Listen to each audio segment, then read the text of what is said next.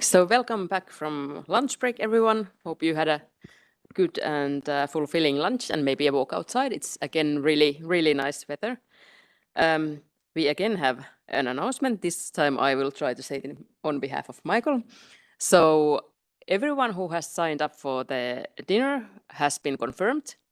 So there's a list with the people and the foods which Michael will bring to the restaurant. But please, everyone who has signed up, do show up as well, because the restaurant is full and Michael doesn't want to eat too many dinners at once. So because that would be his job as the organizer if you don't show up. And so then we can move on to the first subsession of this afternoon, which is to be utilizing SEEA for measuring physical flows of plastic. And for this, as a chair, we have Renato Marra-Campanale from the Italian Institute for Environmental Protection and Research. The floor is yours, Renato. Thank you, Joanna. So this session deals with one of the most pressing environmental challenges of our time, the proliferation of plastic waste in oceans, rivers, and landscapes. We will learn about the latest policy developments on the global level, about selected national policies and how official statistics and SEEA can inform these policies. The first three presentations by UNEP, UNITAR, and UNCTAD give an overview of an important global work, followed by presentation at country level by Canada and North Macedonia on practical solutions and challenges concerning measuring plastic flows. So I suggest to have two Q&A sessions. The first one after the first three presentations by the three international organizations, and then a Q&A after the two country presentations. We will start with the Katerina Polenchuk from United Nations Environment Program, who tell us from a statistical perspective about the landmark decision in 2022 by all UN countries to develop an international legally binding instrument on plastic pollution. Please, Katerina, the floor is yours. Thank you, Chair. Dear colleagues, I'm pleased to present the policy development and work on statistical guidelines on measuring flows of plastic along the life cycle that we are doing at UNEP together with our partners. Yeah, it is. Yeah, 2 years ago, in March 2022, the United Nations Environment Assembly adopted a resolution 514 entitled End Plastic Pollution Towards an International Legally Binding Instrument. The resolution requests the Executive Director of UNEP to convene an intergovernmental negotiating committee to begin its work during the second half of 2022 with an ambition to completing its work by the end of 2024. By this time, an international legally binding instrument on plastic pollution should be developed. The resolution also requests strengthening of methodologies for monitoring and calls upon all member states to continue and step up activities and to develop and implement national action plans and to provide statistical information on the environmentally sound management of plastic waste, taking into account national conditions. This is a big step towards reduction plastic pollution, and the resolution has enabled UNEP to step up many plastic-related activities. To coordinate all in-house activities related to plastic, UNEP has prepared one UNEP Plastic Initiative for the period 2023-2027. The initiative includes various plastic-related activities grouped into 6 segments. In particular, work on the development of statistical guideline on plastic is carried out within segment 6, knowledge capacity reporting activities. The outcome of the work to develop the statistical guideline on plastic is to provide policymakers with high-quality statistics on plastic that are comparable at the national, regional, and global level, and to inform policies on responsible consumption and production, the circular economy, and others. The guideline is developed jointly by UNEP and UNITAR in collaboration with UNCTAD, UNSD, UNECE, OECD, BRS Secretariat, Statistics Norway, University of Wollongong, Australia, and many others. The statistical guideline on measuring flows of plastic is based on international approaches, including statistical standards and classifications.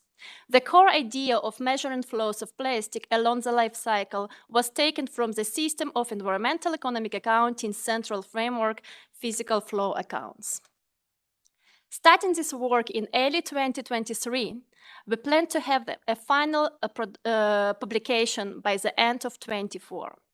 In 2023, we held a first round of consultations with a narrow group of statisticians outside of UNEP and UNITAR, as well as a second round of consultations with the scientific community, mainly the community of practice on the harmonization of models and methodologies on plastics, of which UNEP is the secretariat. In 2024, we will hold a third round of consultations with the global statistical community, including national statistical offices around the world. We have also received several requests for pilot testing. The current version of the guideline includes 7 chapters. Chapter 1 describes the necessity of this work and how to use the guideline. Chapter 2 is a general chapter that introduces the scope and boundary of plastic life cycle, terms and definitions, plastic flows through the system of environmental economic accounting, and classifications to support statistics on plastic. Chapters 3, 4, and 5 are methodological chapters that elaborate the key elements in accounting for plastic supply, in particular production and import, plastic use, covering consumption and export, and plastic waste. Chapter 6 focuses on potential data sources and units of measurement, and Chapter 7 provides a list of core indicators which can be built through this guideline to support policymakers. This chapter is quite short and recaps the core indicators presented in Chapters 3, 4, and 5. The guideline also includes country examples and experience from international organizations related to statistics on plastic. The guideline proposes a modular setup. In particular, countries that have recently begun to collect plastic statistics are encouraged to work on developing core indicators, such as plastic production, plastic import, plastic export, apparent plastic consumption, plastic waste generated, plastic waste collected, and plastic waste treated. Countries with more experience on plastic statistics are encouraged to build physical supply and use tables for plastics. Physical supply and use tables traditionally include flows from the environment to the economy, represented by a natural input, flows within the economy, represented by products, and flows from the economy to the environment, represented by waste of plastic. A natural input that focuses on the extraction of natural resources to produce plastic are not covered by the current version of the guideline. Products are represented by 3 separate flows: plastic in primary forms, semi-finished plastic products, and total plastic in finished products, which in turn includes finished plastic products and plastic embedded in plastic containing products. These 3 separate flows were proposed to meet policy needs while at the same time avoiding double counting when, for example, plastic in primary forms is used to produce the finished plastic product. Plastic waste cover plastic waste generated, plastic waste handling, plastic waste trade, and plastic to the environment. Much of the guidelines is presented in annexes, which provide relevant codes from the central product classification, the standards international trade classification, correspondence between plastic keys and different classifications. The next presenter will talk more about plastic keys, plastic fractions, and other important relevant information. I would like to finish my presentation by sharing the next steps for 2024. In April-May, we plan consultations with the SEEA Central Framework Working Group at the UN Committee of Experts on Environmental Economic Accounting. We have already received support from our colleagues from UNECE SEEA section to take this step. Starting from July, we plan global consultations that cover statistical community at the national, regional, and global level, as well as intergovernmental negotiating committee on plastic and other relevant stakeholders. Starting in September, we also plan a pilot testing in Vietnam and a regional workshop in Asia and the Pacific in early 2025 to support their work on national source inventory on plastic.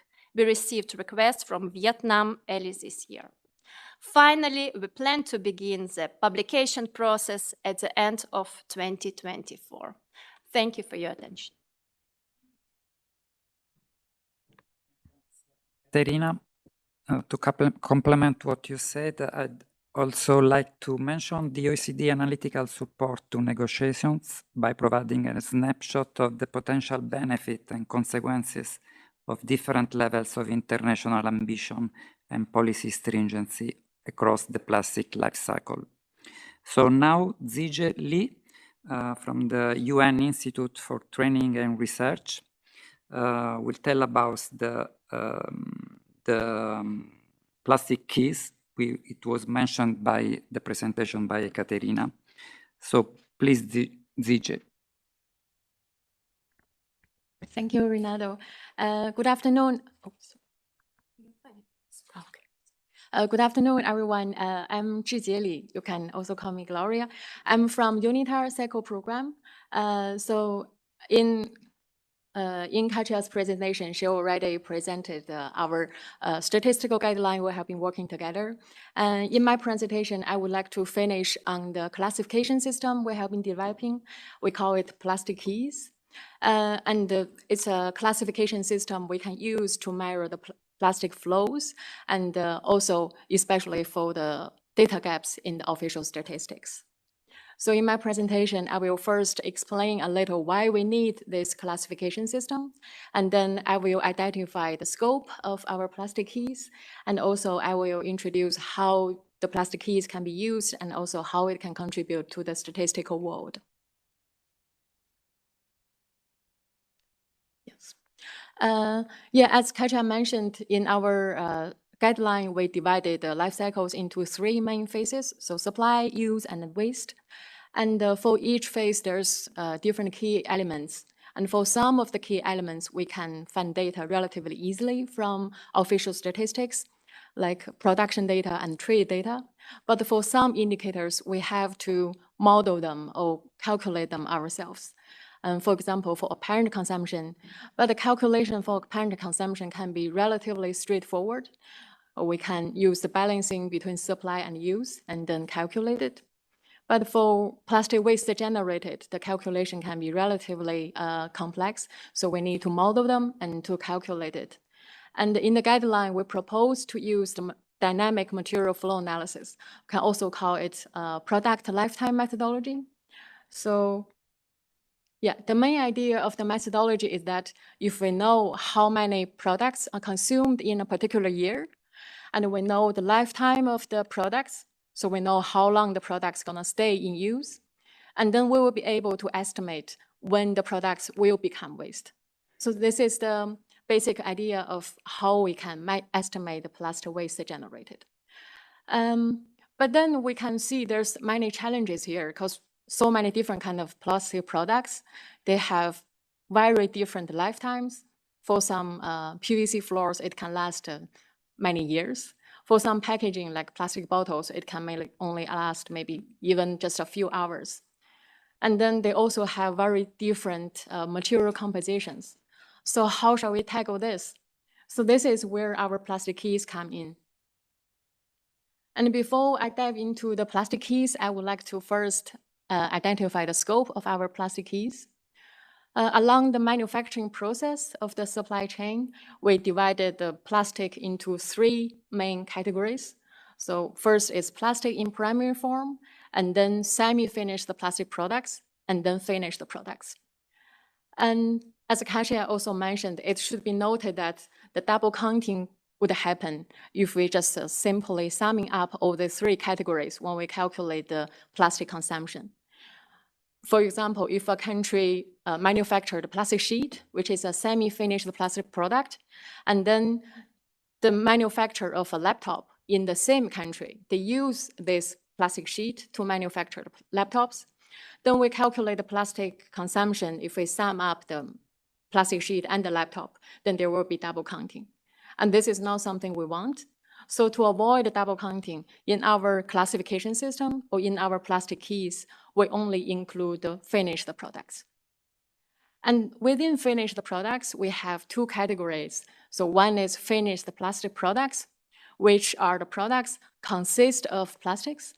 So for example, plastic bags. So basically they are pure plastic. Another category is plastic containing products. And plastic containing products is the products that plastic is only used as a component, so together with other materials. So for example, electronics, they're made from plastics, metals, glass, different kind of materials. So we call them plastic containing products. And when we need to know how much plastic exactly in the plastic containing products, so we need to calculate the plastic embedded there. And then we need to know not only the weight of the plastic containing products, we also want to know the plastic fraction. So how much percentage of the weight are plastic there. And this percentage is also a parameter already built in our classification system. So yeah, now let's have a closer look of our plastic keys. So how we construct the plastic keys exactly. So we constructed them in a way that within one plastic key, so this one plastic key is similar to like one HS code or one CPC code, so it's one code. In this one plastic key, the products, they should have similar function. And in this one key, the products should have comparable material composition. And in this one key, they should also have similar end-of-life characteristics. And then one step further, we also aggregate all these keys into 8, we call it plastic key groups, but they are also like, we can also call it economic sectors. So there are 8 groups. There are packaging, transport, building and construction, electrical and electronic equipment, consumer and institutional products, industrial machinery, textiles, and other. So the plastic key can serve as a link between the plastic consumption and the plastic waste generated. And we can use it to compile the official statistics. So I list an example here. For example, the plastic key P102 is plastic bags. And we also have the corresponding tables already developed between the different classification system and the plastic keys. So we can see here for plastic key P102, we have 2 HS code which are corresponding to this plastic bag. And there's 1 CPC code which corresponding to plastic bag. So statistically, how we can use the plastic keys? We can use it to collect the data on production by linking it with a CPC code or product list code. Or we can also use it to collect the data on trade data. So we have the linkage between HS code or CN codes with plastic keys. And we also have parameters already built in the system. We have parameters on average weight. We have parameters on polymer composition. We also have parameters of plastic fraction. So all these parameters can also help us to convert the unit to weight and can also know the lifetime. So we also can estimate the plastic waste generated. Yeah, and this is basically the plastic keys in a nutshell. And in practice, we have also developed a plastic toolkit. We have also using it to train some country national statistic offices. So in our toolkit, we have plastic put on market tool. We also have plastic waste generated tool. Yeah, so this is a diagram. It's basically an overall structure of our toolkit. So in the toolkit, we have some built-in parameters like plastic fraction, polymer composition, and lifetimes. And all the calculations, all the functions already built in the background of our toolkit. So all you need to do is to put the data, put the production data, put the trade data in the toolkit, then everything will be calculated automatically within the toolkit. Then you will get the result of plastic put on market and plastic waste generated. And in parallel, we are also using plastic keys to develop plastic monitoring. So in the global data sets, we have information on plastic put on market, plastic waste generated. We have information by sector, by polymer type, and we have the total amount. We also have the numbers per capita. And before I end my presentation, I would like to also point out that there are still some challenges we are facing, and we hope that we can tackle them together. For parameters, we want to lower the uncertainty, so such as plastic fraction, average weight, and polymer composition. And we want to update the parameters periodically because the parameter will also evolve along the time with the technology development. So this is something we would like to do further. And also another challenging would be, I think we also touched upon it yesterday in our waste account session. So for plastic containing products, they can end up in different waste streams. And we really want to trace in the plastic embedded in different kind of plastic containing products. And this is something, it's not an easy task, but it's also a very important job. So yeah, that is my presentation, and thank you. Thank you, Zijie. Let me say that we will have a Q&A session after the following presentation that concludes these three presentations by the three UN bodies. And then we will have an additional Q&A session after the two country presentation. So I leave the floor to Petra Kinklova from the UN Conference on Trade and Development that will tell us about the trade aspect of plastics. Please, Petra. Thank you, Chair. Good afternoon, everyone. It's a pleasure to be sitting here today with this very interesting panel about all the challenges and all the new topics about monitoring trends in plastics. So today I'm going to share with you some results that are based on monitoring international trade flows of plastic. It's one of our first data sets that takes into account environmental challenges and aspects of international trade. We have started to work on different other data-related products that takes into account environmental aspect. So as you already found out yesterday, there was during the World Cafe, we also had one table on biotrade, measuring biotrade, and we are also working on new projects. But today I'm happy to be here because Katja already introduced the guidelines. We also heard more about the methodology from Gloria, and now we're going to show you some data. Yeah, so the motivation for our project was actually coming from a project on global political economy and regulation of plastic production and pollution. And it was a project that was launched in 2019 and hosted by the Graduate Institute's Global Governance Center, including different partners and also 4 Swiss universities. And the main idea was to bring together experts from various fields like academia, international organizations, and other stakeholders to focus on the supply side of plastic production and pollution at the global level.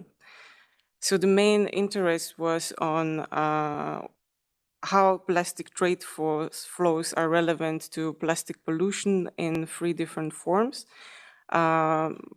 Looking at the primary forms of plastics, as they are the main inputs for pollution, but also like on the trade flows of plastic products and for example, products packaged in plastics, which add a new burden to waste management, but also looking on the flows of plastic trade in the sense of which countries are actually importing most of the plastic trade.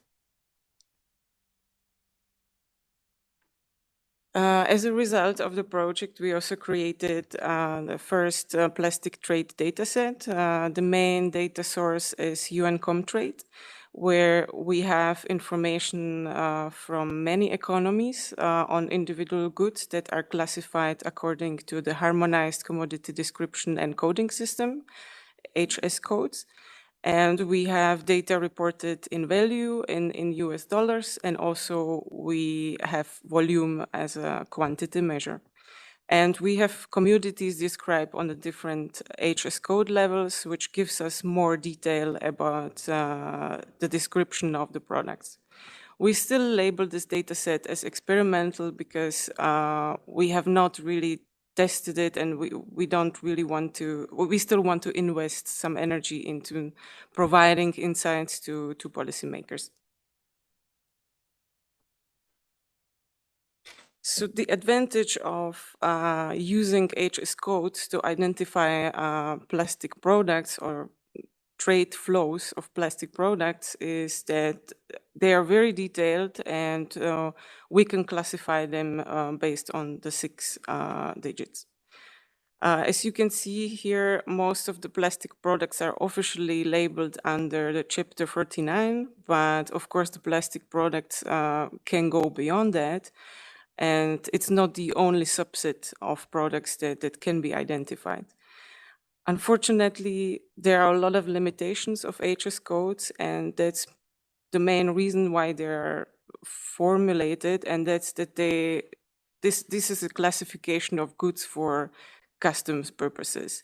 So we don't really have the information about material composition or like to all the related issues that goes to environmental implications of trade.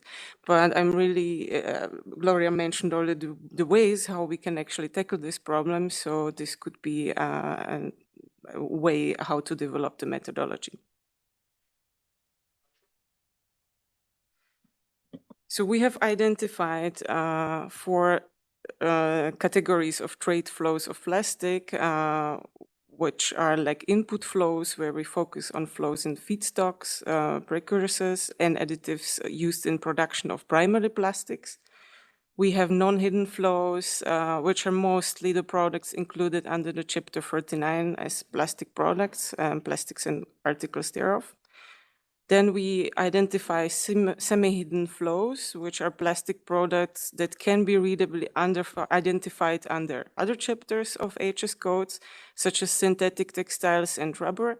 But then we have problems with the hidden flows, where these are products with embedded or associated plastics, but where the volume and value of plastics is not readily available or traceable.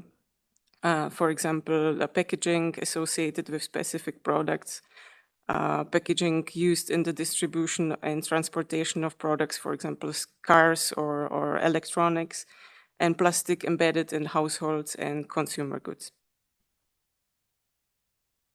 So in total, we created 3 data sets using 3 different categories.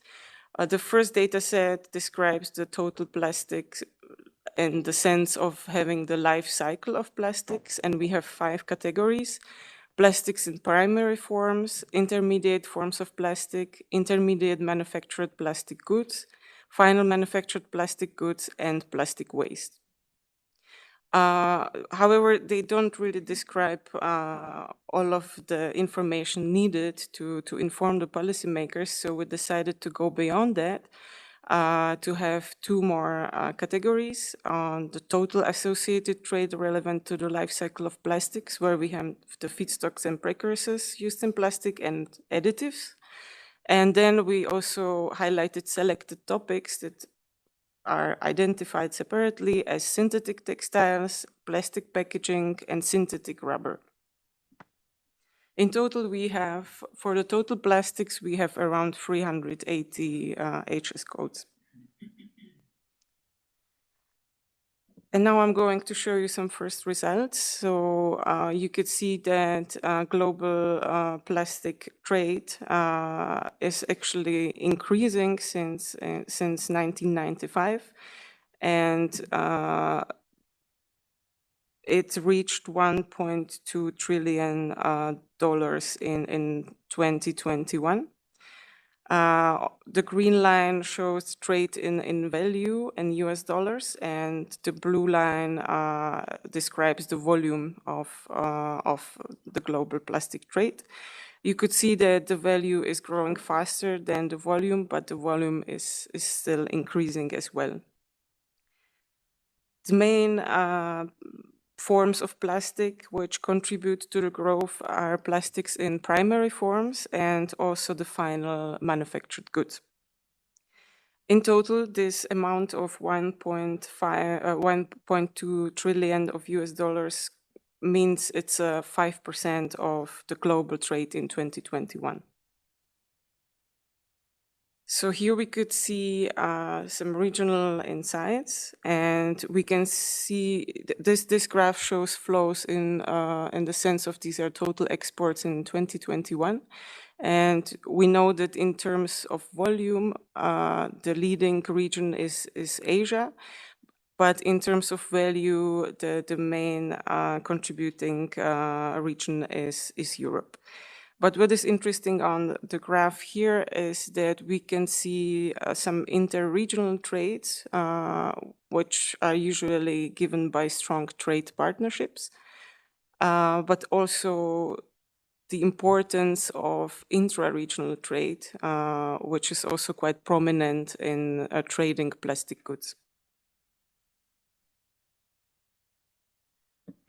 What we want to see as well is the structure of the plastic trade. So here we have again exports, and we know that the main contributing groups or categories to the global plastic trade are plastics in primary forms and also final manufactured plastic goods.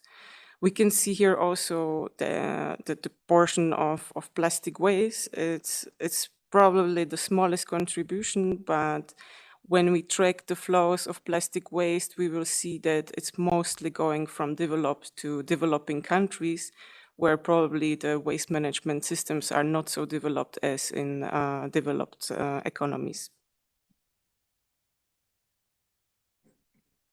And the last data-driven slide is about top 5 exporters in total plastic trade. We have it again in value in US dollars.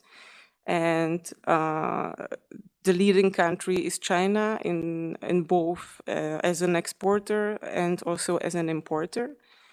And we can see that the top 5 exporting countries have different structure of exported plastic goods. So China clearly dominates exports in final manufactured plastic goods.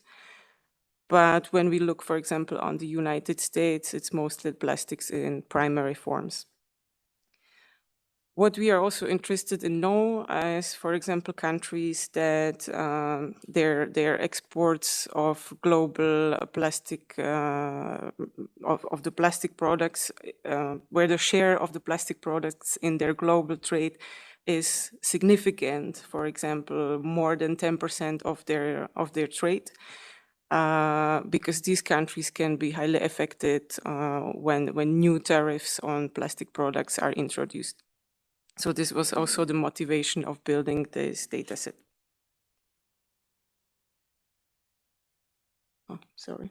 And my last slide is on a new project which is currently ongoing. And since finding new materials or material alternatives and substitutes to plastic material is gaining a lot of attention, we started also working on identifying plastic substitutes and alternatives, again using HS codes.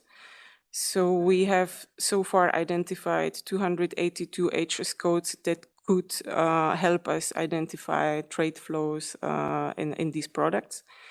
The first estimate is that such products account for around $388 billion or accounted in 2020.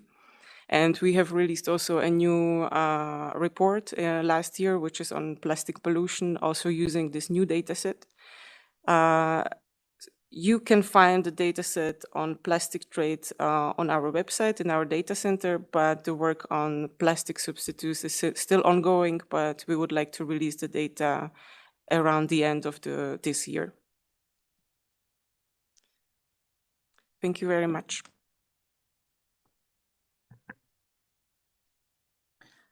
So thank you, Petra. And again, thank you to Ekaterina, Zige, and Petra again, because the three presentations have been complementing each other. So I open the floor to the question from delegates. Any question? Ask up, please. Yeah, thank you. I have 3 short questions. If I may, the first one goes to Gloria, and thanks very much for excellent presentation. I think I can see a lot of utility of this methodology, particularly in the countries that might not have plastic statistics. So that will be a good starting point. What would be your advice to countries where plastic statistics are done either through SEEA or through other administrative data compilation? It might end up that 2 statistical figures conflict each other. One might be more than the other. And maybe at the end of the day, you don't want to present 2 statistics on the same name to your policymakers on plastics. My second question is to Katia and Gloria. In the framework that you discussed, do you consider trans-boundary flow of plastics, particularly those that come through the ocean, in your framework? My perhaps last question is to everyone. If you have tried compilation either through SEEA or other means in capturing trans-boundary flow of waste, either landed on our beaches, coast, or those are sink in our natural ecosystems. Thank you.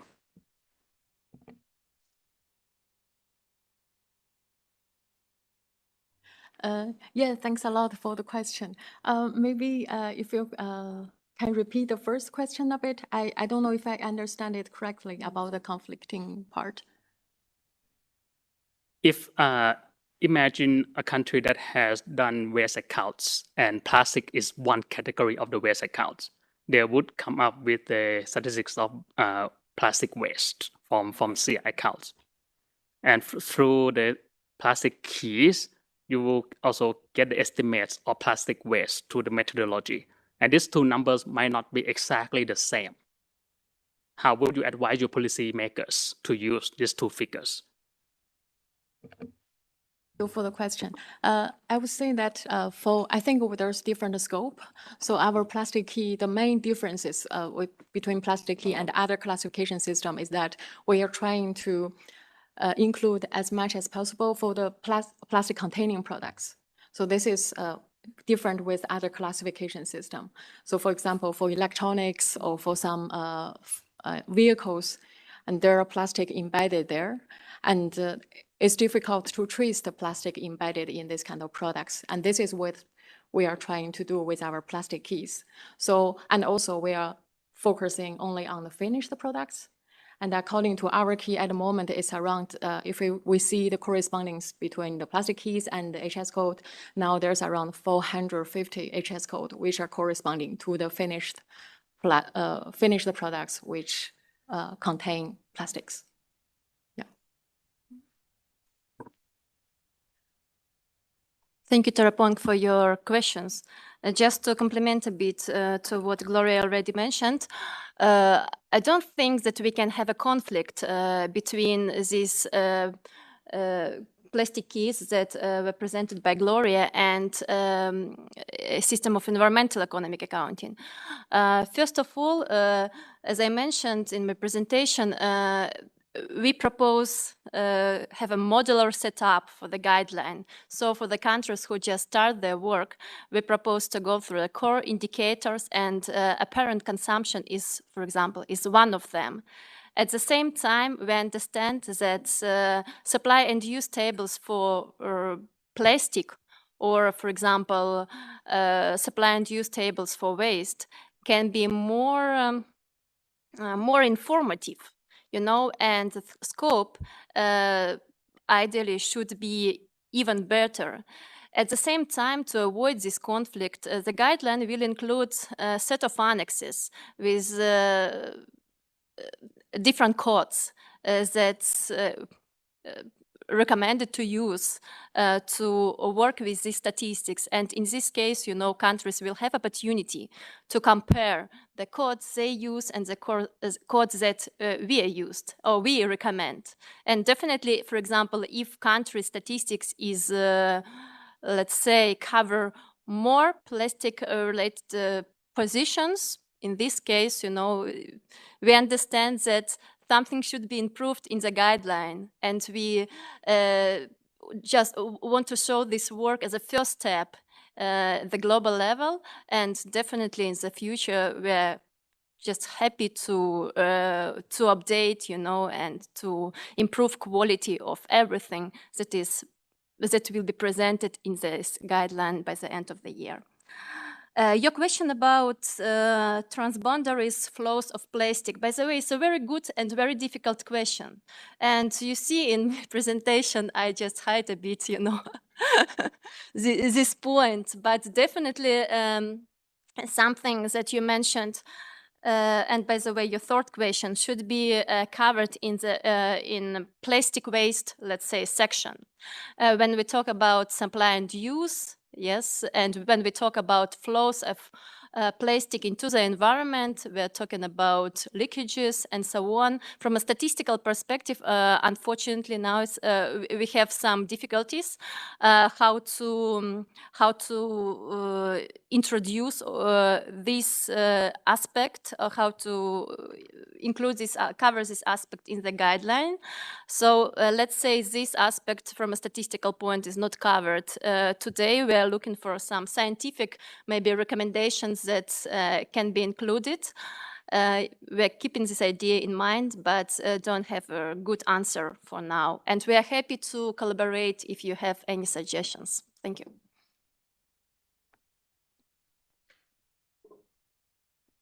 Yeah, thank you very much for your question as well. I fully agree with what was said here by Katja and Gloria. Our motivation for developing the data set was mostly driven by having a global picture of the trade flows of the plastic. So this is the main aim, and also because we were asked to provide data into global discussions on plastic trade treaties, and also on the discussion of introducing the tariffs on plastic goods. So this is why we decided to develop the classification, but it was mostly driven by trade. But of course, as Katja mentioned, I think from the country perspective, it's important to look on country relevant information, which is important for the national policymakers as well. But as Katja mentioned, I think it would be great to have as many country studies included in the guidelines as well to help countries for building their statistics on this topic.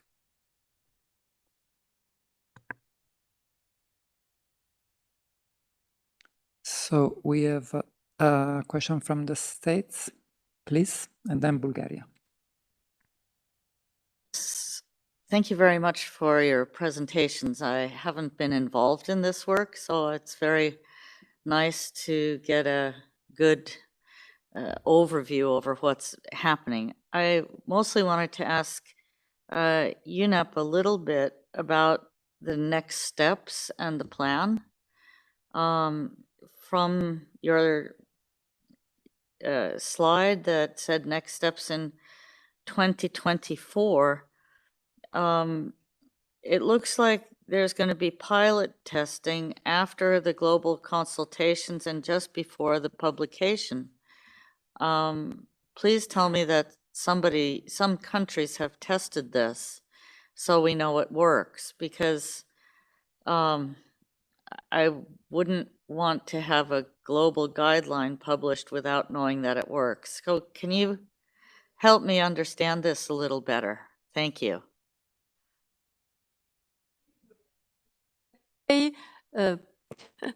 By the way, these processes will be organized in a parallel. Unfortunately, on my slide, I wasn't very concrete, but we plan to have global consultations. Maybe we will start in July, and approximately in September, we plan to start pilot testing, and we will get results before moving to a publication process. Pilot testing will be covered, but yeah, just the beauty of the slide, and you see.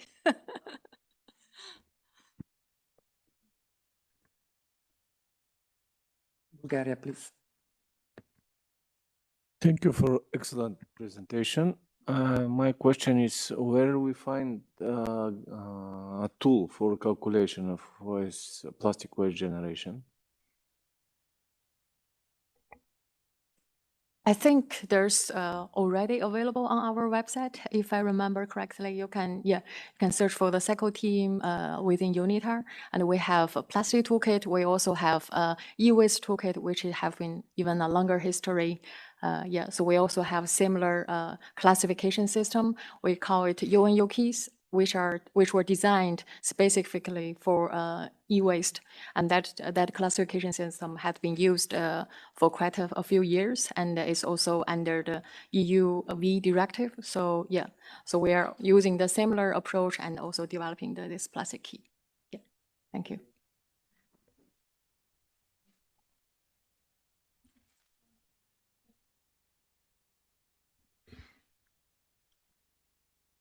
So if there are no other questions, I will formulate my own question maybe to Zige.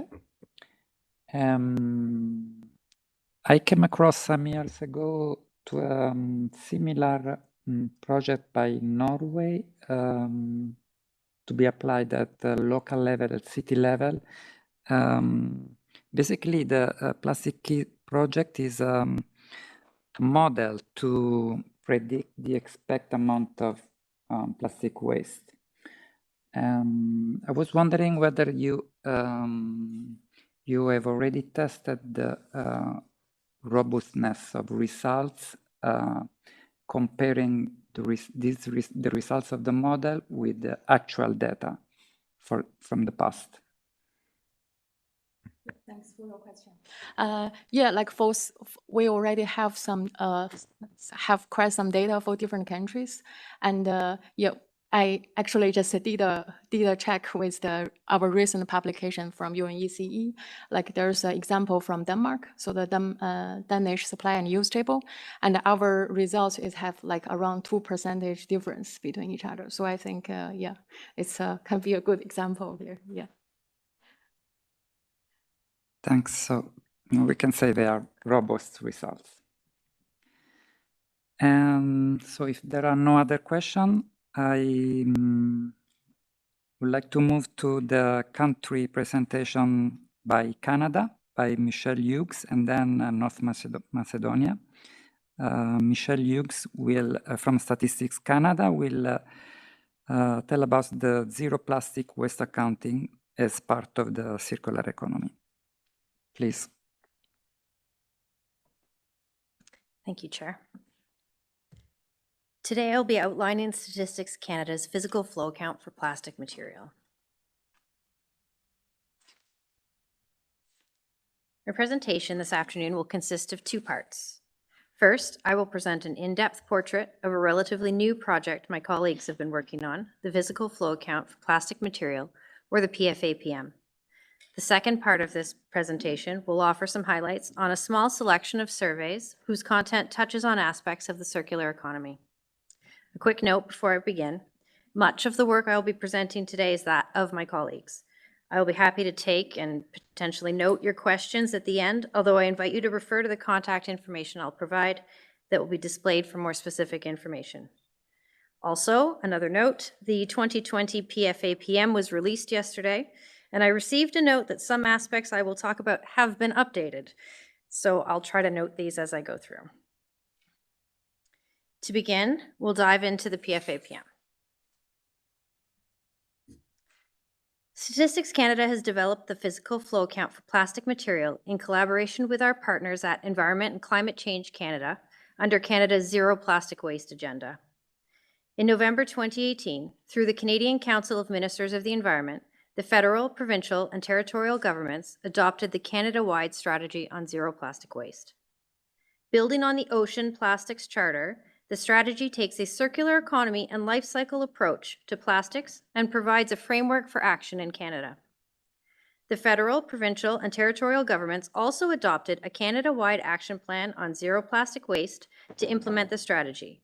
The plan, developed in 2 phases, sets out tangible actions and clear timelines to better prevent, reduce, reuse, recover, capture, and clean up plastic waste and pollution in Canada. Phase 1 of the action plan, published in 2019, identifies actions to improve the circularity of plastics in the economy and make the systems change needed to reduce plastic waste. Phase 2 of the action plan, published in 2020, outlines actions to reduce plastic pollution, raise awareness, strengthen science, and take global action. Canada's action include regulatory measures, greening our government, retaining product value, advancing science, plastics innovation, mobilizing Canadians, and international actions. Data from the PFAPM provides metrics that can be used to measure aspects of Canada's progress on the zero plastic waste agenda.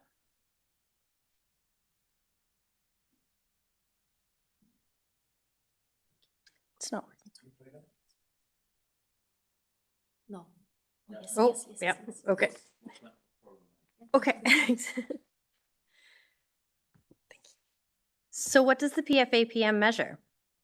Basically, the account aims to measure how much plastic is produced and what is the fate of that plastic.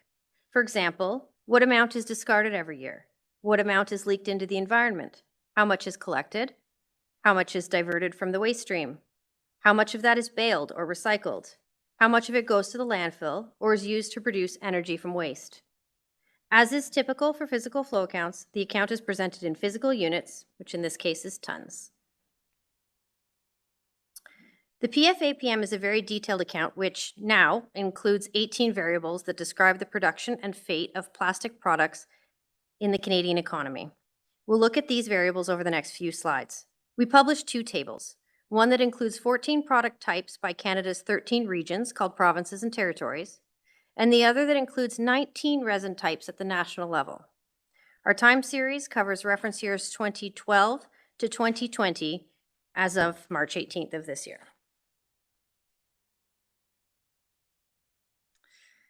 This chart shows the relative complexity of what we're measuring in the PFAPM.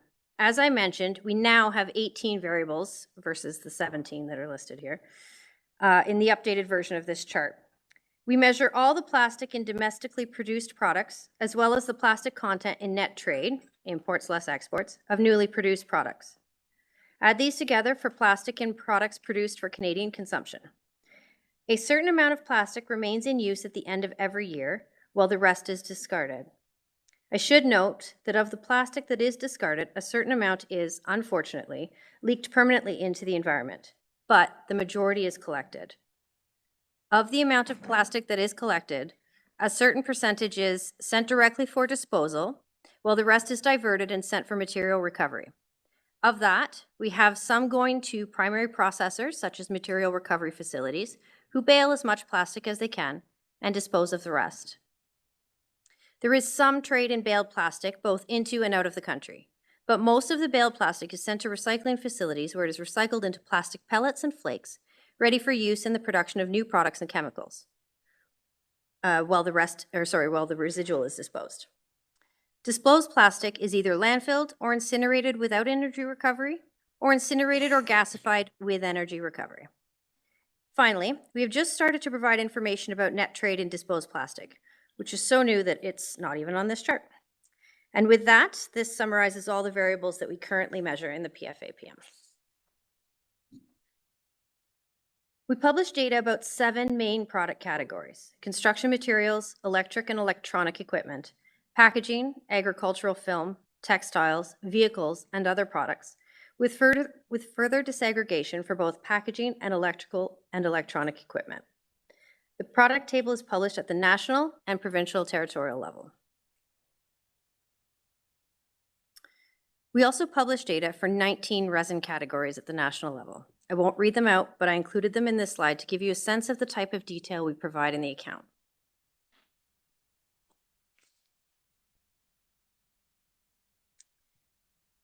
The industry technology construct is a matrix showing the distribution of plastic resin across products. To disaggregate the plastic resin into the 19 resin types, a custom resin distribution construct was developed to link data on industry's resin use with the industry technology construct showing inputs of the resin commodity byproduct. This method also tries to capture the complexity of industries producing multiple products and multiple industries producing the same product. The PFAPM account is built upon the guidance provided in the System of Environmental Economic Accounting 2012 Central Framework. We worked with colleagues in the National Economic Accounts Division and in the Industry Accounts Division of Statistics Canada to develop and improve on the methodology used in the single-year report consultants produced for 2016. We continue to work on improving the methodology and disaggregating the data based on our clients' wishes, data availability, and data quality. In fact, along with the release of the 2020 data on March 18th, revised estimates were also provided for the 2012 to 2019 after several methodological improvements. Because of the detailed nature of the account, it requires a lot of different data sources. We use the supply and use tables, several StatCan surveys, including a waste management survey and a manufacturing survey, which I will discuss shortly and again in part 2, as well as administrative data and reports for additional information as necessary. I will now briefly outline how we estimate the plastic production. Total plastic in products produced for Canadian consumption includes both the plastic in domestically produced items as well as the plastic content in net trade of new products. As previously noted, the amount of plastic resin contained in products produced for Canadian consumption each year is calculated using an industry technology construct, an input-output model based on Statistics Canada's supply and use tables, price data from the Canadian International Merchandise Trade Database, and the annual survey of manufacturing and logging industries is used to convert monetary values found in the supply and use tables to physical quantities. Together, the total plastic in products produced domestically is added to the plastic content of net trade, that is, plastic in imported items less plastic in exported items, to make up the total. The net stock of plastic in products that remain in use at the end of each year, that is, the amount remaining in use from current year consumption less the plastic in discarded products purchased in previous years, is calculated one of 2 ways. For products with adequate waste data, net plastic stock is calculated as the difference between produced plastic and plastic in discarded products for total discarded plastic. For products without sufficient data, net plastic stock is determined using the product lifetime and growth data from the capital stock program, and total discarded plastic is calculated as produced plastic less net plastic stock. Next, we'll briefly discuss how we measure what happens to the plastic once it's been discarded, which is represented by the oval on the flow diagram. This exercise is like a big puzzle that requires many different data sources. The main data sources for collected, diverted, and baled plastic are Statistics Canada's Waste Management Survey, or UNECE, annual reports from industry associations, producer responsibility programs, and provincial waste and recycling programs.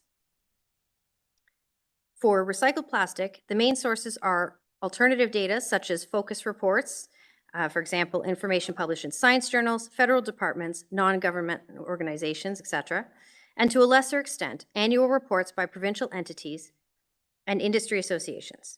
Due to the nature of available data, recycled plastic levels are estimated by applying resin-specific and process-specific recycling rate assumptions to baled plastic levels.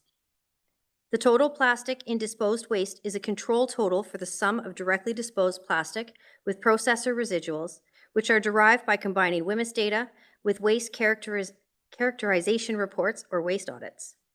Total disposed plastic is broken down into the fraction landfilled or incinerated without energy recovery and the fraction incinerated or gasified with energy recovery. The amounts in each stream are based on data from UNECE in conjunction with reporting from provincial entities, industry associations, and focus reports. I apologize, there's no intent to actually read this, it's just a visual. As I mentioned, we released two tables, one that includes information about products at the national and provincial level, and one that includes resin level information at the national level. We also publish analytical articles along with our tables.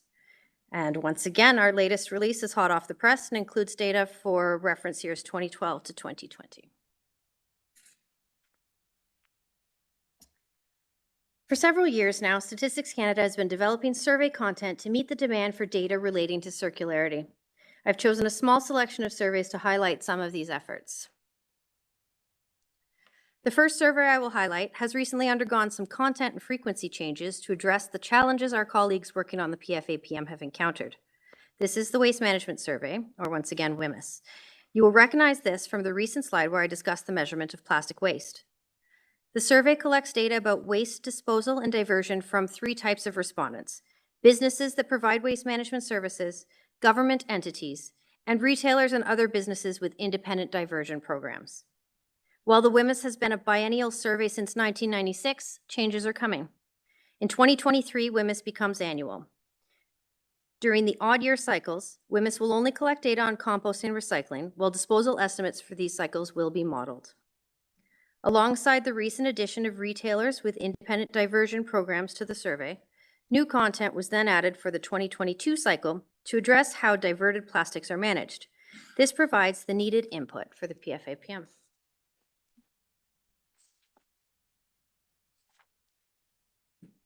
The Annual Survey of Manufacturing and Logging Industries, or the ASMLI, collects financial and operational data from establishments whose primary activity is manufacturing.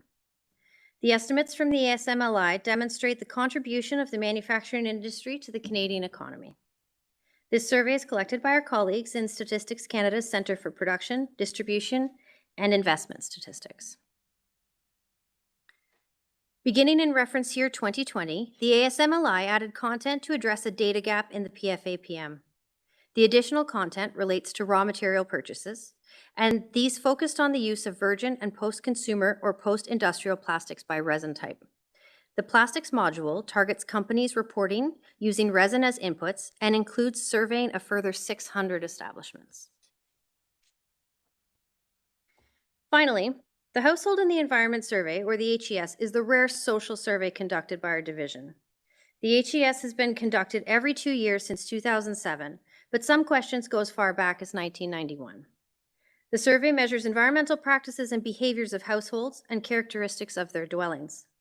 The 2021 HES included content related to single-use plastics and some plastics avoidance activities. Some of this goes back several cycles. The 2023 questionnaire is expanding content to cover more single-use products in terms of uptake, as well as introducing content to explore the willingness to using reusable items and barriers to using them.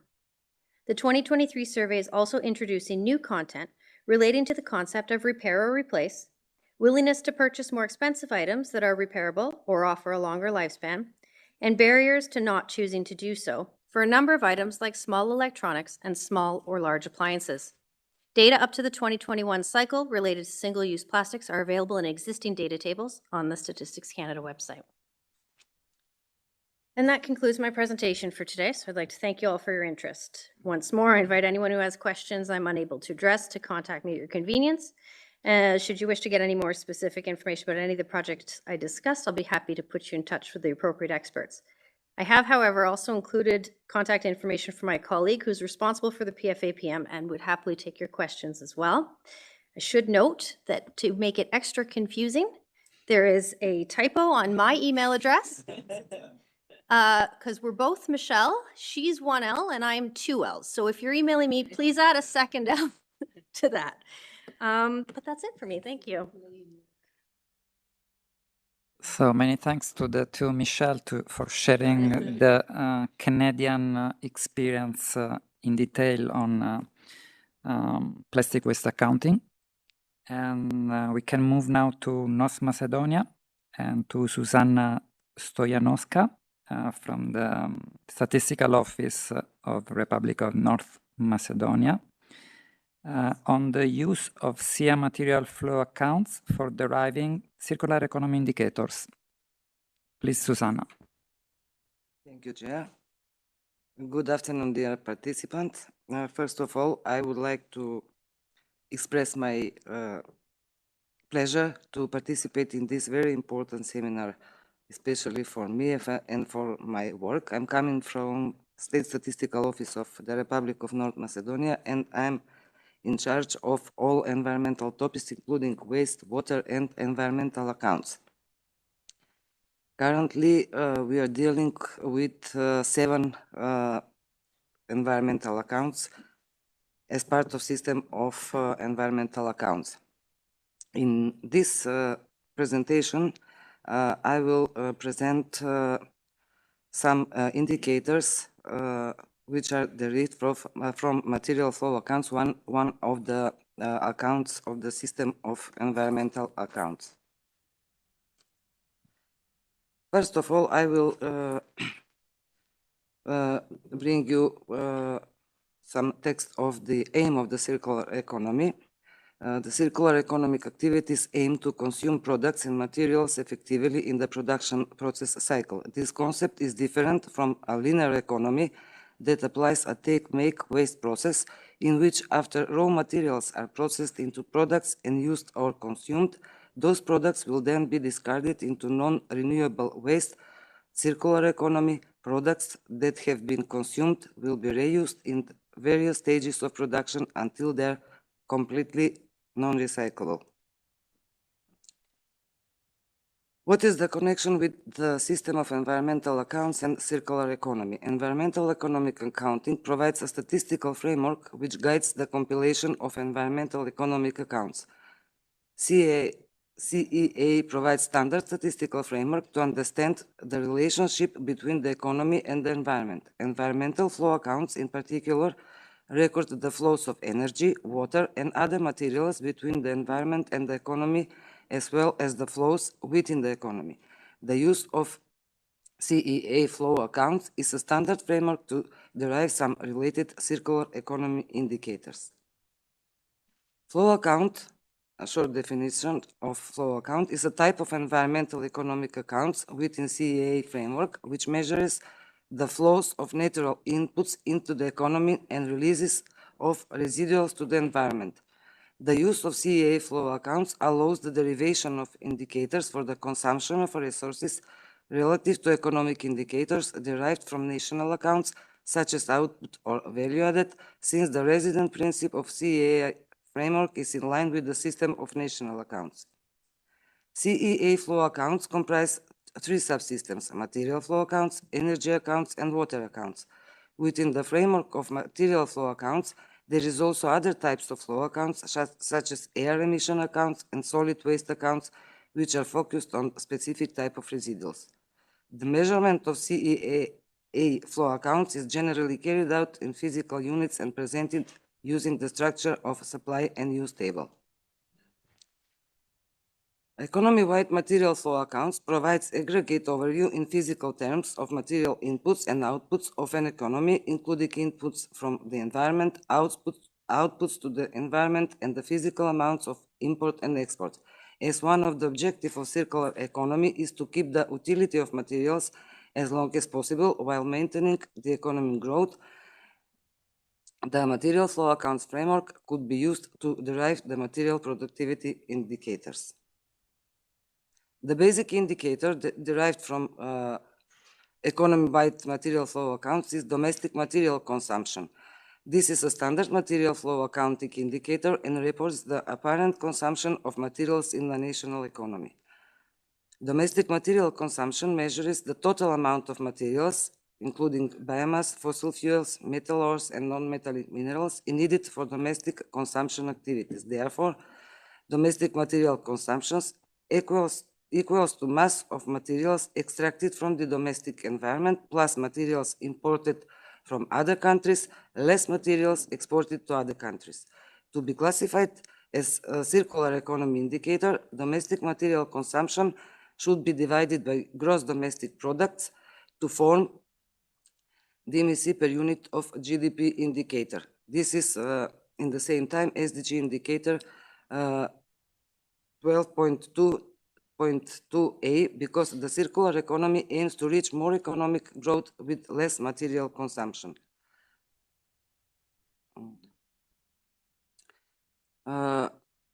Regarding this indicator, as a data source, UNECE and United Nations Global SDG database, this indicator in North Macedonia, expressed in kilograms per constant unit state dollars, is for the last 2019 year 2.6. These figures are presented on the graph, you can see. And related to circular economy topic, I will shortly present the measuring physical flow of plastic in our country. The State Statistical Office of Republic of North Macedonia produces statistics on plastics. Data sources for measuring flow of plastics are three: production, industry statistics, or industrial production, then import and export. Data can be obtained from the Department of Foreign Trade Statistics, and plastic waste, amount of collected plastic waste, generated and treated, data which are obtained from the regular annual and biannual surveys, environmental of municipal and municipal waste, and survey on waste-based sectors of economic activity. These figures there is some error in writing. The first is import and the second in export of plastic. Data for plastic are classified into the section 22, class 22.2, titled Manufacture of Rubber and Plastic Products, according to UNECE Ref 2. For 2022, the amount of plastic produced is about 72,000 tons. And the figures for import and export show that the import of plastic is larger than export. Data for import and export in the Department of Foreign Trade are covered under the tariff 3923, and also they are classified according to HES codes. Plastic waste is covered, as I mentioned, with two surveys. We obtained data from two surveys. And for these categories of a European list of waste and classified into this type of waste, categorized into two categories of EVC-STAT classification: plastic packaging waste and other plastic waste. For the two categories, for the last reporting year, and data were reported to Eurostat, for the category of plastic packaging waste, the amount of generated waste is about 8,000 tons, and the other category on the other plastic waste is about 40,000 tons.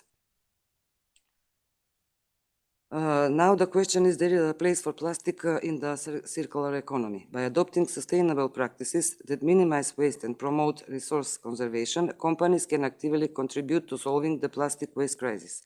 Embracing the circular economy not only benefits the environment, but also presents economic opportunities, promotes innovation, and enhances a company's reputation. Thanks to these collective efforts, we can pave the way to a more sustainable and prosperous future. Fostering the use of recycled plastics and increasing their use in various applications is essential to accelerate the progress towards a circular and climate-neutral economy of plastics. In the Republic of North Macedonia, the selection of waste is minimal. The analysis so far show that recycling does not work completely, and that part of the waste from Macedonia is exported directly without further treatment, and part goes through a longer treatment process and is sold as such, for example, glass, paper, and plastic. Every day in Macedonia, plastic is created on a huge scale, both from households and from business entities, which in turn have an obligation to give their amounts of plastic for recycling. Of the plastic used, less than 25% is recycled. This leads to the creation of uncontrolled landfills throughout the country, in municipal landfills, riverbeds, and on the outskirts. Instead of polluting our environment, this plastic can be recycled. An additional factor in the reduced recycling coverage is that plastic recycling is an expensive process, as well as the fact that the more plastic is reused, the more toxic it becomes. The problem in Macedonia with plastic waste is not only in the absence of recycling facilities, but also in the poorly controlled import of waste that is used as fuel in factory facilities. Not only are landfills more and more full of plastic waste, along with green areas across the country, but air pollution has also increased due to the burning of waste. This waste is imported from EU and neighboring countries, and to make the tragedy even greater, much more waste is imported than is exported, as you have seen in the previous slide. Only about 1.4% of total collected waste in the country is selected plastic waste, and the individual collectors of plastic bottles throughout the cities, informal sector, and collective operators have the largest share in the selection of plastic waste instead of the public communal enterprises. The activities undertaken by the competent institutions for the establishment of an integrated system for plastic waste management are not effective and do not allow avoiding and reducing the amount of plastic waste generated, efficient use of usable waste ingredients, and respect for principles of waste management. Only 2 companies in the country are dealing with plastic recycling. The first one has 2 lines of recycling. One is for the processing of the plastic PET bottles of juices and mineral water. The goal of that processing is to eliminate all the dirts, and in order to finally get completely washed and dried pieces of plastic, so-called 5 flakes or 5 flakes. The 5 flakes as a new raw material are exported to the factory in Romania, where they produce polyester fiber and polyester tape. The second line of recycling refers to the processing of polyethylene and polypropylene. It involves the introduction of input raw materials such as bales of plastic and foil, which first goes to primary selection after various types of hard and other plastic, its grinding, weighing, and drying. And the last stage in that technological line is granulation, extraction, and obtaining a new granulate. So a new granulate is obtained here, which it is further marketed on the market and is used for the production of several new articles, namely plastic pipes such as sewers, water supply pipes, pressure pipes, irrigation pipes, then for new foils, new nylons and bags. And the second company that deals with the recycling of plastic waste is using innovative and environmentally acceptable method. And with their modern technology, the plastic is selected, compressed, and built into bales and then exported. So the amount of exported waste in our country is not very huge as import, but still exists the export. At the last slide refers to the recommendation. The issues associated with society use of plastics are very complex. They need to be addressed through coordinated actions at multiple levels and require changes not only in technologies, but also in business models and behavior. Government policies have a key role to play in making such changes happen. The stakeholders must work together to address these challenges through exchange of policy experience, technical advice, and capacity. Thank you.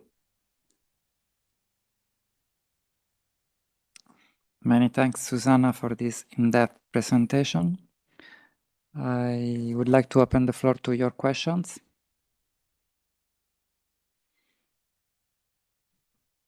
So either the presentation were very clear or you are looking forward to having the coffee break. Norway, please. I have a question to Canada. Thank you for the presentation. First table of raisins mentioned in your presentation. Is it only the total raisins in the product, different type of products you publish, or the recycled raisins too? First question. Another one is, what about data from export or import of plastic waste and recycling rate for this one? Thank you. Thanks for your question. I've noted it, and I'm going to confirm. I don't know the answer to whether we include recycled. I believe that we don't have an input for that yet, but I'm not sure. Your second question about imported, is it just? Both export and import of plastic waste. Do you have included data from there as well in your tables?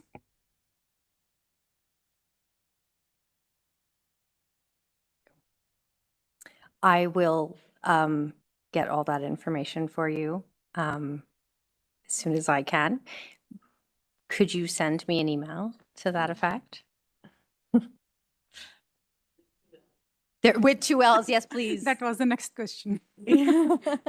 I'll send.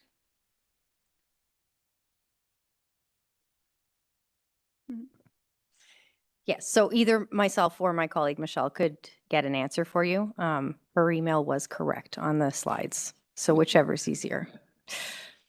Okay, thank you very much. I'll email to you both. And we have a question from UK, please. Thank you. I think it's probably as much a comment as a question, and also links back to the previous papers on classification for trade, etc. I just wondered if there was scope perhaps to, thinking about the plastic keys approach of classification, for example, to think about the carbon emissions associated with each of those types of plastic. If we have data on the amount of carbon, including the embedded carbon, I guess, on a life cycle basis associated with each of those plastics, it would be a way of calculating, carbon emissions associated with plastics in total, but broken down to those different classifications. So maybe that would be a potential other use of that data, but it's really helpful to think about those different classifications. Thanks.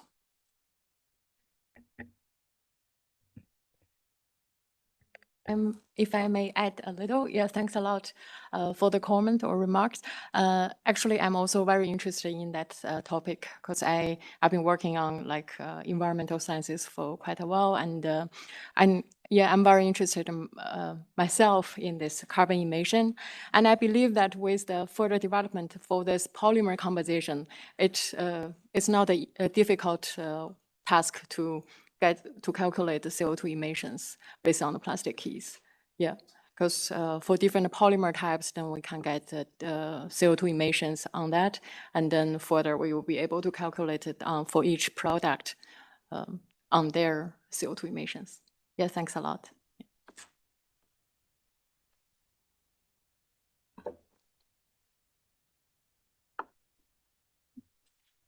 Please, Yuna. Thank you. I also have a question. And by the way, maybe I would like to invite Arturo just to answer my question, just because yesterday he had a presentation about very relevant to this session, and now I think it's the right time. And if not Arturo, maybe someone else have some reflections.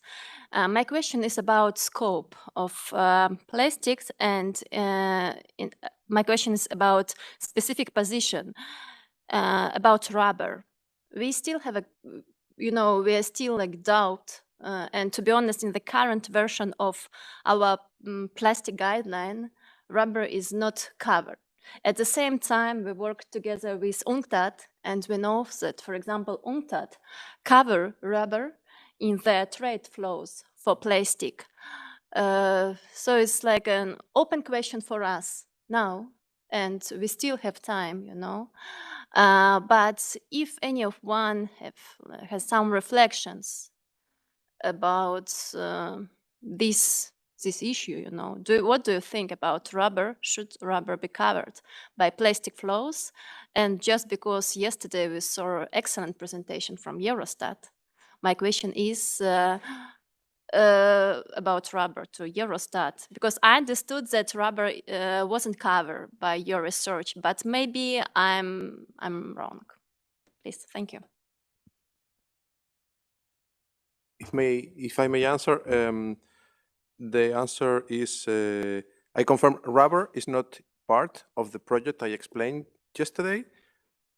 I did explain in my presentation that there was a previous work of a waste account, out of which one sort of a spin-off was the plastics flows that I explained yesterday. In the waste account that we produced, we consider rubber as a different product than plastic. Actually, we consider two types of rubber, synthetic rubber and natural rubber. And the natural rubber could belong into the bioeconomy that we saw this morning, but the synthetic one wouldn't. So it's a different type of material, and it was not included in the plastics of yesterday. In my presentation of yesterday, there were two links with the two reports. And in the first report, you have the breakdown with the list of products that we considered. And this is exactly what I checked, the categorization we used. And rubber is different. Thank you.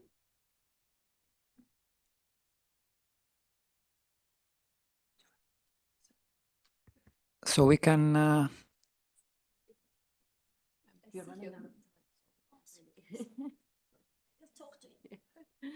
I just make a... We can close the... Okay. No, Katerina, if you want to add anything. No, I just saw, I can see the United States. And Oh yeah, please, Nancy. This,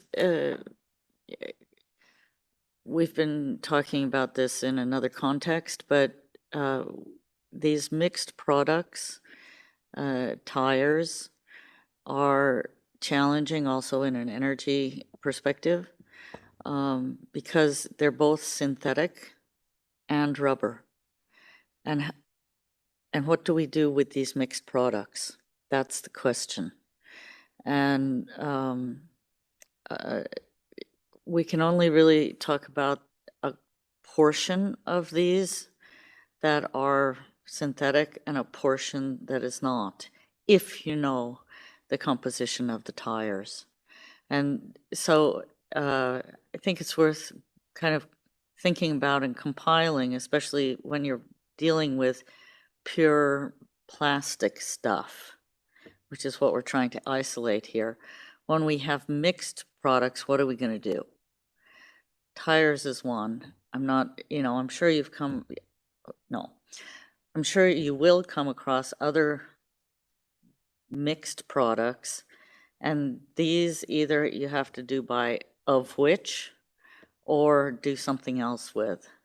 But yes, these are challenging in other contexts as well. Thank you. Thank you, Nancy, for this remark. And we can close the session on time, and we can have the coffee break now. Thank you. Thank you, Renata. And as already mentioned, we can have the coffee break, and we can have it for 15 minutes, so we can be back at 4:15. And I would ask all the panelists for the next session that you could come to the podium during the coffee break. If you're not sure if you're in the panel, you can read the name list from the agenda, but I trust you know who you are. So have a good coffee. Yeah, thank you. Very well done. Very well done.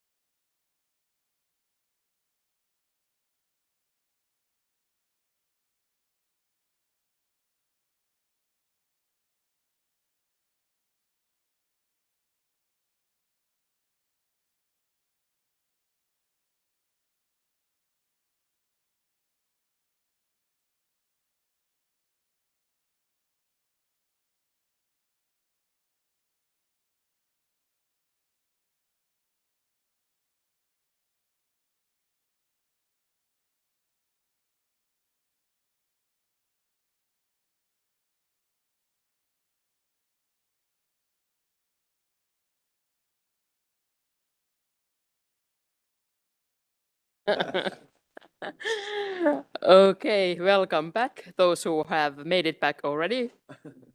Hopefully the rest will make it back as well soon, because it's time for our panel discussion, and we are happy to have as a moderator here Michael, who has finally managed to sit somewhere else besides the end table in the podium. So I will hand it over to you, Michael. Thank you very much, Johanna, and welcome back after the coffee break. Yeah, so this is the final subsession of the session on SEEA for circular economy, where we try to wrap up a little bit. And I think we can divide this into several parts, this discussion here, with my distinguished panelists. So my idea is that we have a few initial questions, and I will also introduce you to a Mentimeter survey, where the audience can also provide a little bit of input. And then we have a last round where also the panelists can reflect a little bit on the results of the Mentimeter. The overall goal of this discussion here is to have an initial discussion on how to improve the use or uptake of SEEA in informing circular economy policies, meaning to wrap up a little bit what we have heard. The questions are the current accounts sufficiently well developed, and is there primarily a communication challenge, or do we still have to further work to do it? And the results of the panel discussion will provide valuable inputs for the upcoming SEEA Central Framework Revision process, the SEEA research agenda, and the ongoing reviews of statistical classification. So what is being recommended and suggested here will find its way in ongoing processes to a certain extent, and so we hopefully can deal with it in the future. So you know already most of the panelists here, because many of them have been speakers, but you don't know Valentina. Maybe I can invite you just to say a few words about yourself, what you are doing, and who you are. You have to wait until right. Yeah. Is it? Can you hear me? Yes. Okay, my name is Valentina Stoevska. I'm senior statistician at Dialog Department of Statistics, responsible for developing statistical standards and statistical tools for measuring employment in the environmental sector and green jobs. It's one of the many topics that I'm covering, but I was responsible for a draft proposal for guidelines on measurement of employment in the environmental sector and green jobs that was discussed by the International Conference of Labor Statisticians 10 years ago. I'm not an expert on circular economy, but it has been a steep learning curve, yeah. And I'm very pleased, yeah, to be here and honored, yeah, to share the ILO work in this area. Thank you. Yeah, thank you, Valentina, for accepting the invitation, and I think we are all on the same page in kind of having this kind of steep learning curve and becoming circular economy experts to a certain extent. And why we invited you is also because you have this experience on working on the green jobs area, and the question that we might have later on to you is like, how do you see the relationship between green jobs concepts and the different job concepts that we have and jobs in circular economy? And we also have Ludmila Lungu, from the National Bureau of Statistics of the Republic of Moldova. You are in an early phase of implementing this kind of work, but maybe you can say a few words about yourself and what the Republic of Moldova is planning to do in the near future.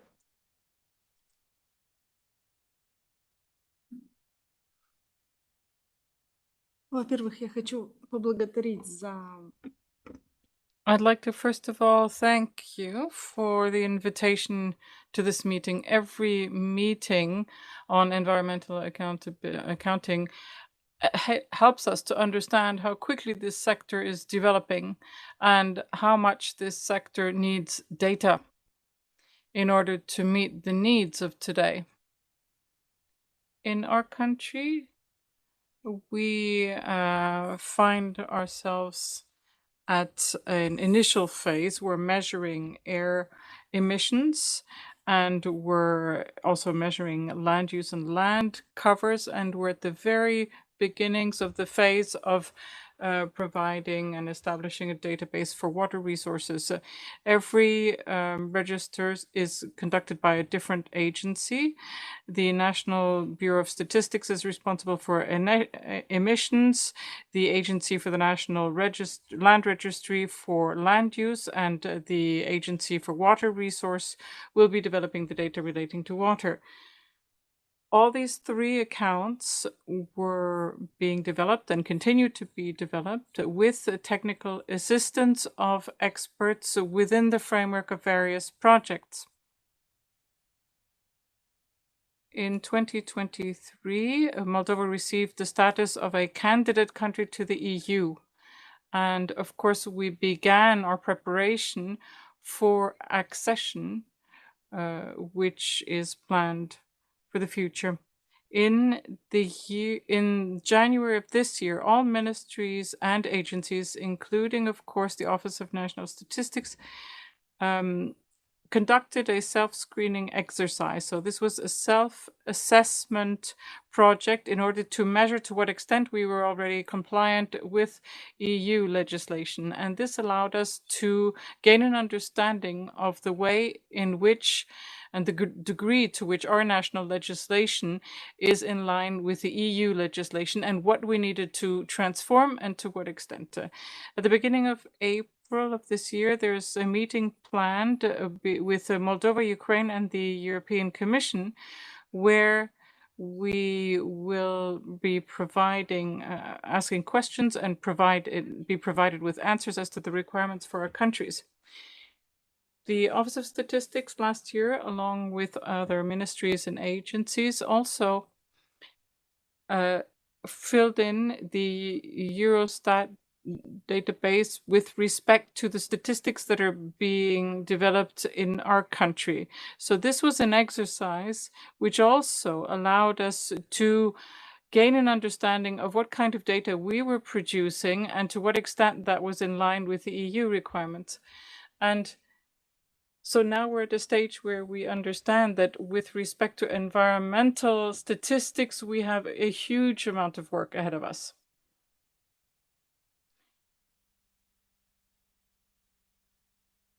Currently, we are giving some thought to establishing a waste accounting system. We have a good information system which is automated and where data is collected regarding waste management. But as we attend this meeting, we realize that beyond waste data, we will probably need some further data sets. Now, another problem we have is that we're falling short in our data collection with respect to waste in unofficial landfills.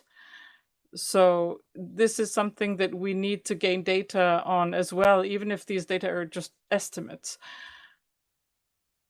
So we would like to actually turn to you for assistance by experts in this area so that we can begin to properly develop our approaches to waste accounting. Thank you very much. Thank you very much, Ludmila. Before we start, can I ask now Peter to push the button? Okay, so you see here on the screen the link to the Mentimeter, or I can use also the QR code. So I leave this for a minute or so, and I will read out the questions that you will get when you open this Mentimeter link. So the first question is only to those who represent the National Statistical Office. The question is, does your office publish statistics or indicators on the circular economy, for example, in form of an indicator dashboard or a report or something like this? Just yes, no. Then we have the question, which important aspects of a circular economy can currently not be measured with SEEA, according to your opinion? And then we have a question, which is also a free text, which is, where do you see an opportunity in the planned SEEA revision to be able to measure important aspects of a circular economy which currently cannot be measured? So this is also like a kind of wish list. that you can have. And then we have a bonus question, which is the last one, which we cannot discuss today, but it will provide very important input for our further work on measuring circular economy. We will ask you, according to your knowledge, which of the following indicators or indicator themes are already published, at least partially, in your country? And there we have these 19 core indicators that we were talking about. So it could be interesting to see the feedback, which of them are kind of already there and where do we have weaknesses. So this would be very helpful. Of course, this invitation to participate in this Menti goes also to our colleagues who are just following the web stream. So no matter if you're in the room or the web stream. So I hope everybody has taken now note of this. Can you push the other button, Peter? Thank you very much. Great job. Thank you. So yeah, so let's start with the panel discussion then. So I would like to have a short opening with the international organizations and with academia. So I wanted to start with Peter, who is kind of also a bit new in the community, having said he is not a statistician. And actually we invited Peter and his colleagues to give a little bit more the conceptual overview before we drill deeper in what the SEEA really can do. And my question to you, Peter, is you have listened carefully, I think, to everything that has been discussed here. Was there anything that surprised you? And what are your personal key takeaways from the discussion? You have to turn the microphone on now. Yeah, thanks, Michael. Did anything surprise me? The long list of acronyms, which I need to sort of go back and revise. So that was great. It fully met my expectations. In fact, it exceeded my expectations because the work we've been doing in the UK for the past 10 years and in the last 3 years on a data observatory has sort of tended to be operating slightly outside of the national economic and environmental accounts. We do refer to them and we do use them in some of our work, but not at the level of intensity that I've heard over the past 2 days.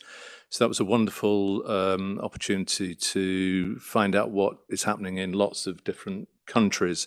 I was particularly taken by some of the work that's going on in Australia, in Luxembourg, in the Netherlands. In fact, all the national country examples were great.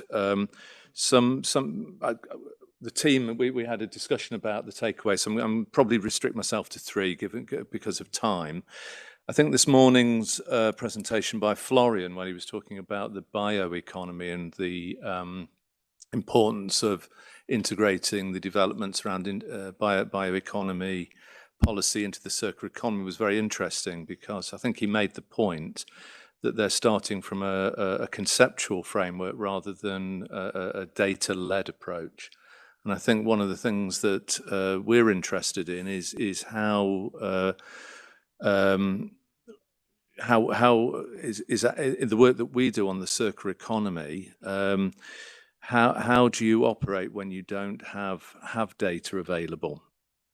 What do you do, and what is the desirable data that you need to be able to model, quantify, forecast future circular economy transformations, and in particular, what we call the proof of value? Where is the real value in the circular economy compared to the linear case, and what Marcus called the from to transformation? So we're particularly interested in that, thinking about, do you start with the data you've got available? What is desirable? How do you fill those gaps? We particularly liked Arturio's discussion about the onion model.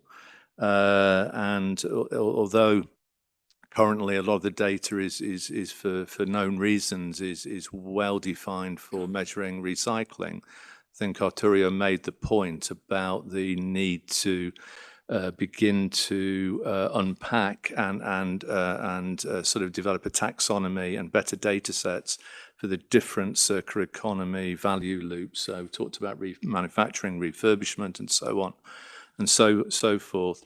Linked to that is Peter Meadows talked about, and several others talked about, the need to be able to split up the product into its constituent materials, the bill of materials. Our work tends to start with the bottom-up bill of materials approach, So is there a way for the SEEA to begin to develop a taxonomy or a classification of bills of materials that can be sort of aggregated vertically, aggregated upward into different product categories? And we saw a little bit of that in the presentation on the UN plastic keys. I think the last thing I'll say, I've got other things to say, but I'll just finish here, is about activity reporting and jobs. That's a question we get asked all the time. You know, what is a circular economy job? How do you measure it? What is the contribution of the circular economy to GVA? So we'd be very interested in exploring further and learning more from SEEA about what is a circular economy activity. So someone was talking, I think it was the lady from the USA talking about car rentals. You know, what part of rentals is really part of the circular economy? You can have a rental model that's got nothing to do with the circular economy, and is in fact often is counterproductive to the circular economy. So can we develop through business structural surveys that Johanna sort of was talking about, to get a much better sort of definition and measurement of employment, jobs, and particularly activities, where a lot of the value lies. And the one last point, Michael, is all our work, the big missing piece is the use phase of the circular economy. We're not too bad on the inflow, we're not too bad on the outflow, but we're really poor everywhere on the use phase. And in Marcus's presentation, he talked about the importance of intensifying asset utilization, about product life extension. That is where the real value lies in the circular economy, making much better use of what we put into the economy and generating exponential increases in resource productivity. So how do we build data sets and improve measurement during that use phase? Okay, I'll shut up there.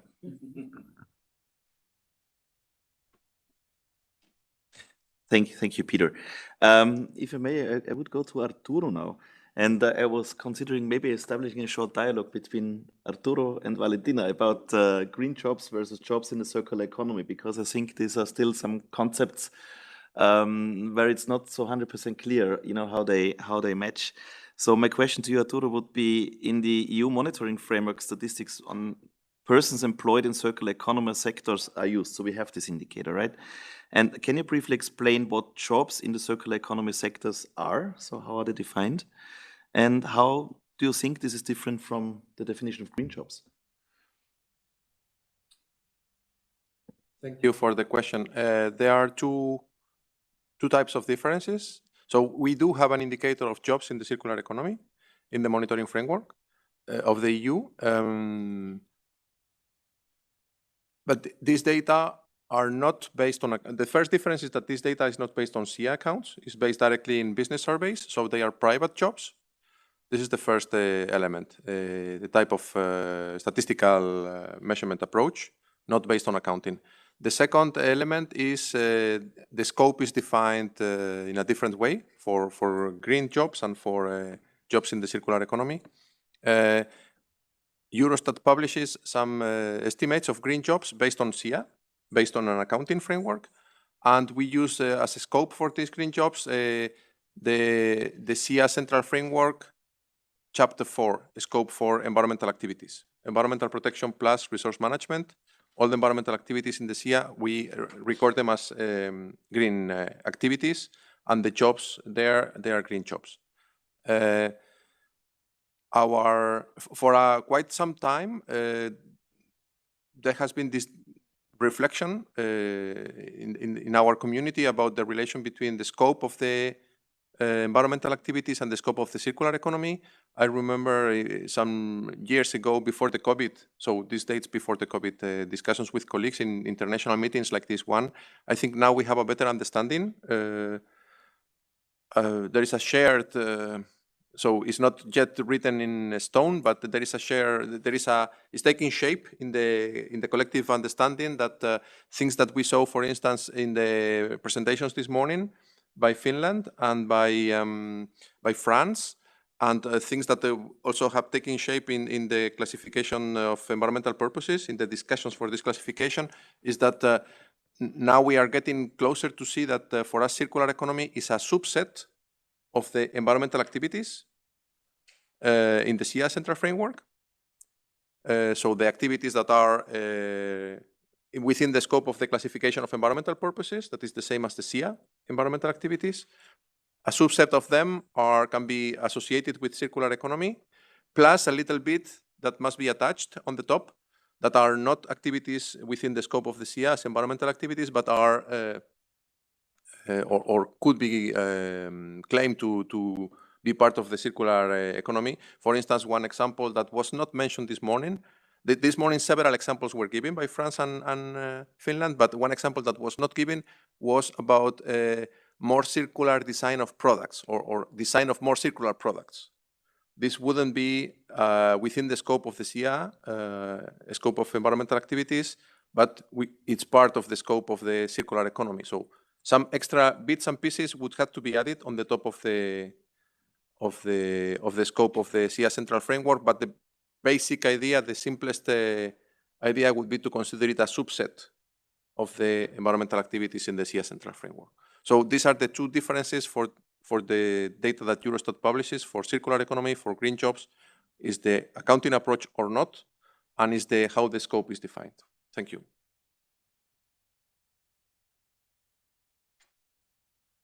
Thank you, Arturo. Yeah, and a similar question to Valentina from the International Labour Organization. I know you have always been in the kind of a driving seat of defining green jobs and also promoting this globally. So what's the discussion in ILO, green jobs versus other job concepts? And is there also kind of a communication coordination with Eurostat, for example? Thank you very much. And again, thank you for inviting me to this panel session. First, on the jobs in the circular economy, there are no internationally agreed statistical standards. We do have statistical guidelines on measuring employment in the environmental sector and the green jobs. And I just want to draw your attention that the green jobs are only subset of all jobs in the environmental sector that meet the criteria of decent work, like safe working conditions, decent income, social dialogue, and social protection. So that is something that you may, as a group, wish to consider, the quality of the jobs in the circular economy. It's something that should not be neglected, because when it comes to the circular economy, we are talking about recycling, waste collection, and in most of the cases, these type of jobs are not safe from the health perspective. And we know, I mean, probably in Europe, the situation is much better, but in many countries in Africa, recycling and waste collection is done even by children without protection, that are collecting different type of metals from the landfills. So quality of the jobs in the circular economy is something that to be considered, because we are talking about not only about the environmental impact, but also impact on humans and human well-being. Yeah, and also something related, I mean, to this waste collection in most of the developing countries, and I'm here to represent the developing countries outside Europe especially, is done by the informal workers, is part of the informal economy. It's not organized, they are working under very bad working conditions, they are not even registered, and there is no statistics even on that. So currently ILO is reviewing the existing, there are various definitions and concepts of circular economy. They are all converging, but there are slight differences. So we are currently reviewing various definitions that are available out there, but also methodologies for measuring the employment in the environmental sector. We are currently working with the World Bank, but also Circular Economy Foundation. There is a joint project between the three organizations, yeah, to come up with something useful for the countries, and it is expected that next year the ILO will produce the first, or jointly with the World Bank and Circular Economy Foundation, the first global estimates of employment in the circular economy. I mean, together with the review of various definitions, methodological approaches, and measurement approaches. and with some recommendations. But we are still far from statistical standards on employment in the circular economy. I mean, first we have to define the circular economy before going into definition of employment in the circular economy.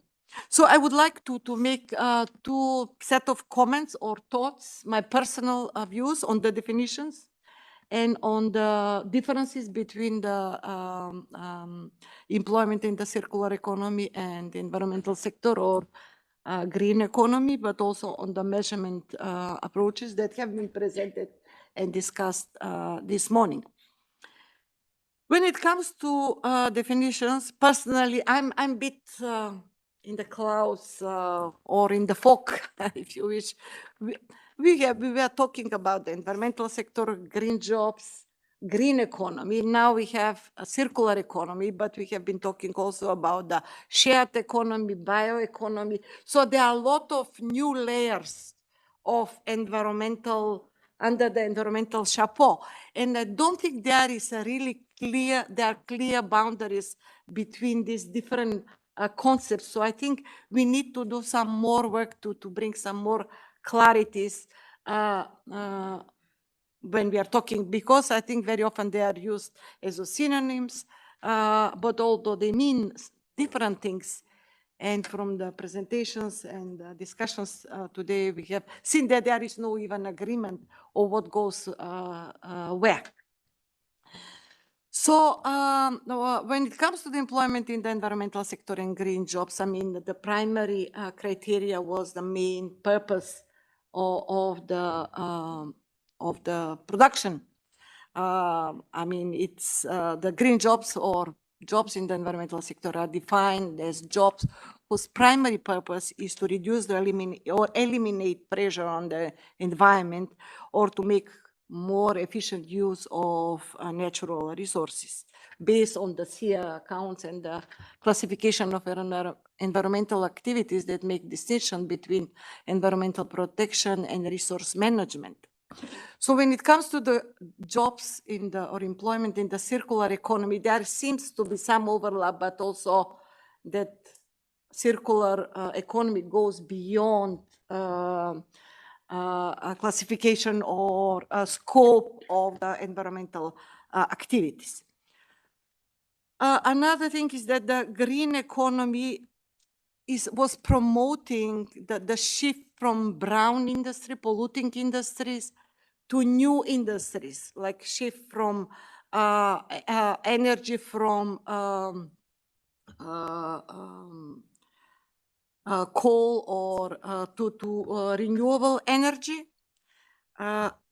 or shift towards more sustainable agricultural practices based on the linear model. But the circular economy, it's more part.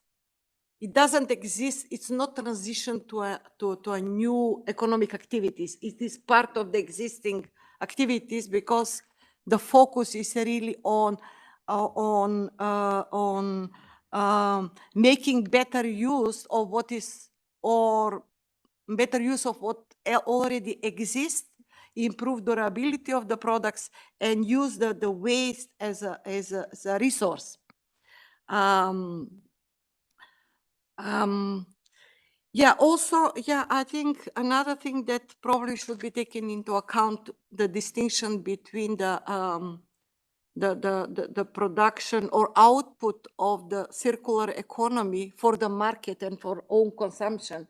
I mean, households, I mean, when I say own consumption, I'm talking about the households and producers engaging in circular economy, recycling and reusing the existing products that are available to them, but also businesses, economic units that engage in the circular economy without, for their own internal use. Like, I don't know, many businesses in the manufacturing sector probably do remanufacture, I mean, the waste produced. So there is no visible output, but it's part of the internal process. Few words, if I may, for the measurement. I think, yeah, the first thing is because that is a big issue. I mean, we need a conceptual framework, but also to develop statistical tools and measurement approaches that would facilitate the implementation of whatever conceptual framework, putting the conceptual framework in practice. So there is a need to identify first economic activities, ISIC at the 2, 3, 4-digit level or 6-digit level that engage in circular economy, but also don't forget the international standard classification of occupations. I think it's another way of identifying the jobs in the circular economy. I mean, the two classifications are not designed for identifying jobs in the environmental sector or jobs in the circular economy, because circularity is not one of the main characteristics of any economic activity or any job. So based on these two classifications, we can identify the specialized the economic units or jobs that specialize in circular economy, in circular economy activities, but only if that is their main activity. If it's a secondary or tertiary activity, or if it is one of their ancillary activities, based on these two classifications, we cannot do much. I mean, we'll be able to identify only part of the jobs or employment in the environmental sector. And then when it... Can you conclude in 30 seconds, please, because we have more speakers. Yeah. Yeah, so I mean, what is important is to make sure that we talk to each other, and I'm very glad to see that many countries are experimenting with various data sources, but I think there is a need to do more and to join the efforts to come up with the concept, but also measurement approaches that would facilitate the use of data as well. Thank you very much. Thank you, Valentina, and sorry for stopping you. I see the kind of importance of it. I mean, I think very important was to hear that actually there is something going on in ILO, and really try to kind of sort out the relationships between the different concepts and to make it clearer, and also a bit of desperation of how difficult it is. I think the only advice we can give here is, I think there has been done lots of important work in this area that maybe could feed into this. I mean, not least saying what Eurostat is doing, so maybe this could be one of the considerations for the internet, for the global work. And also what you said about the informal activities. So I need to promote a little bit the CES waste statistics framework. We have actually included also consideration on informal waste-related activities. We should not call it management because it's not management, but also like the discussion of the relationship between informal and illegal and this kind of thing. So I just want to recommend to take these things into account. But thank you, Valentina. Yeah, let me move to Johanna, who has already spoken a lot, but maybe you can talk a bit, maybe in 2 or 3 minutes. So measuring circular economy from the perspective of a National Statistical Office's expert and the chair of the UNECE task force, what do you think are the main unresolved questions, and which of them could be tackled by the SEEA research agenda and or the SEEA revision process? Thank you, Michael, and I will try to be brief because I think everyone has listened to me quite enough already. But I think we have heard about many really important unresolved questions during these 1.5 days. Everything from, I think, the issues about waste and the missing classification has been really important. And altogether, I think the visibility that we have to the flows that are happening within the economy is something that is quite a gap in the circular economy, for example. But I have been thinking about the classifications issue, and also related to the SEEA framework is that the problem is that we are relying on the source statistics. So how can we tackle these issues with SEEA when if the source data doesn't actually have the information we need?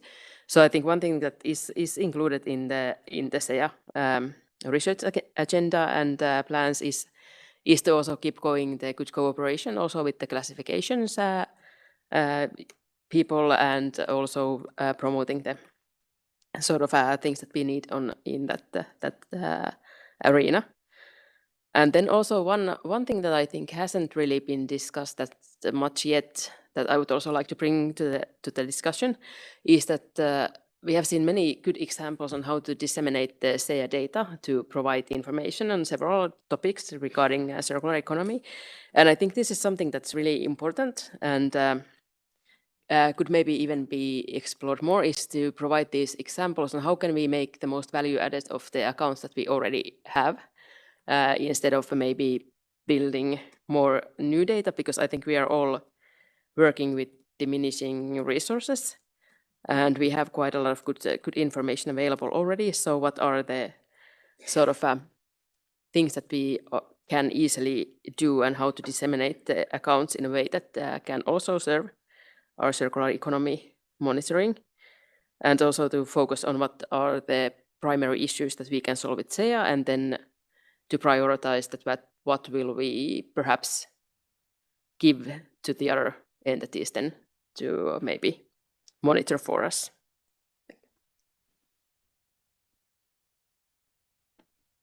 Thank you, Johanna. Olivier, also a national expert from an NSO. So from your national experience, what are the main challenges in measuring circular economy in general? And with using of SEEA in particular. So what is your takeaways from that? Alors, je vais parler en français. I'll speak in French.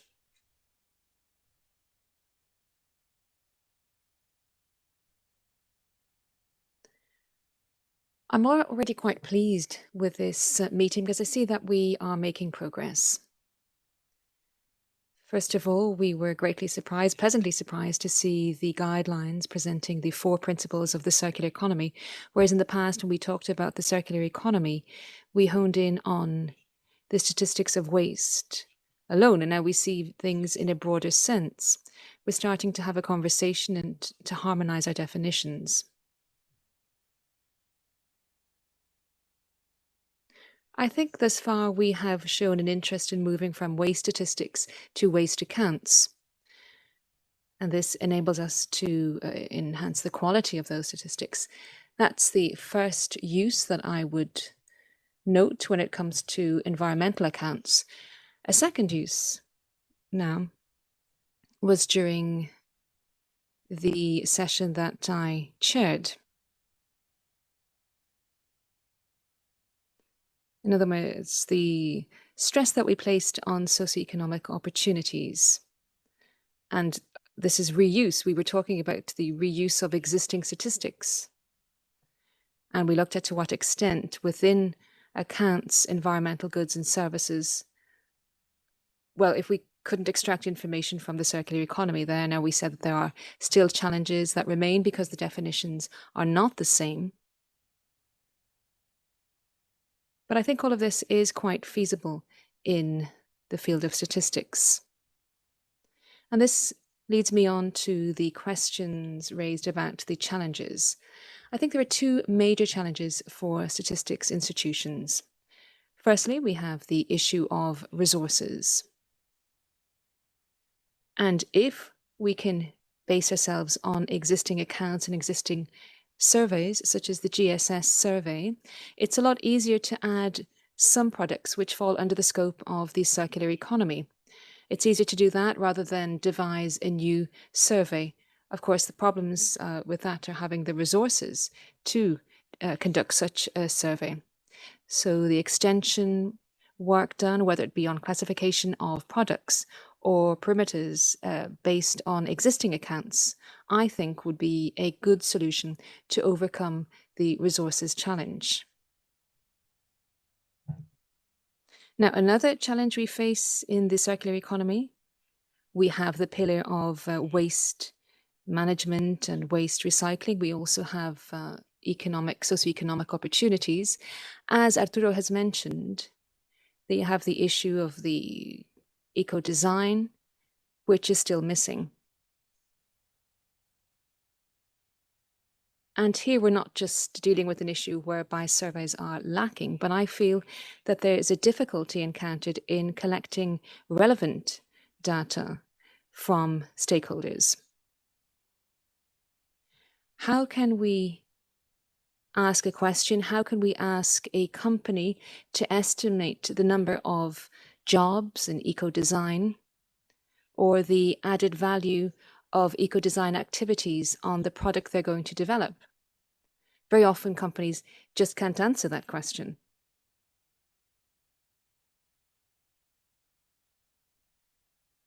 And obviously, perhaps we would start to think about other solutions, particularly when the issue of mobilization, and that might come into play there. That would be interesting.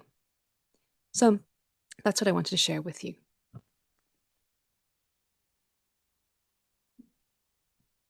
Thank you, Olivier.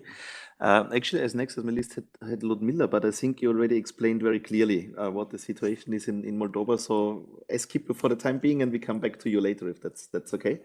Then I would continue with Lucrecia. So my question to you is, so based on your experience, what are the main challenges and benefits in using SEEA for measuring circularity in the bioeconomy? Which recommendations would you have for countries starting with this work? Well, I'm going to start with the benefits of SEEA.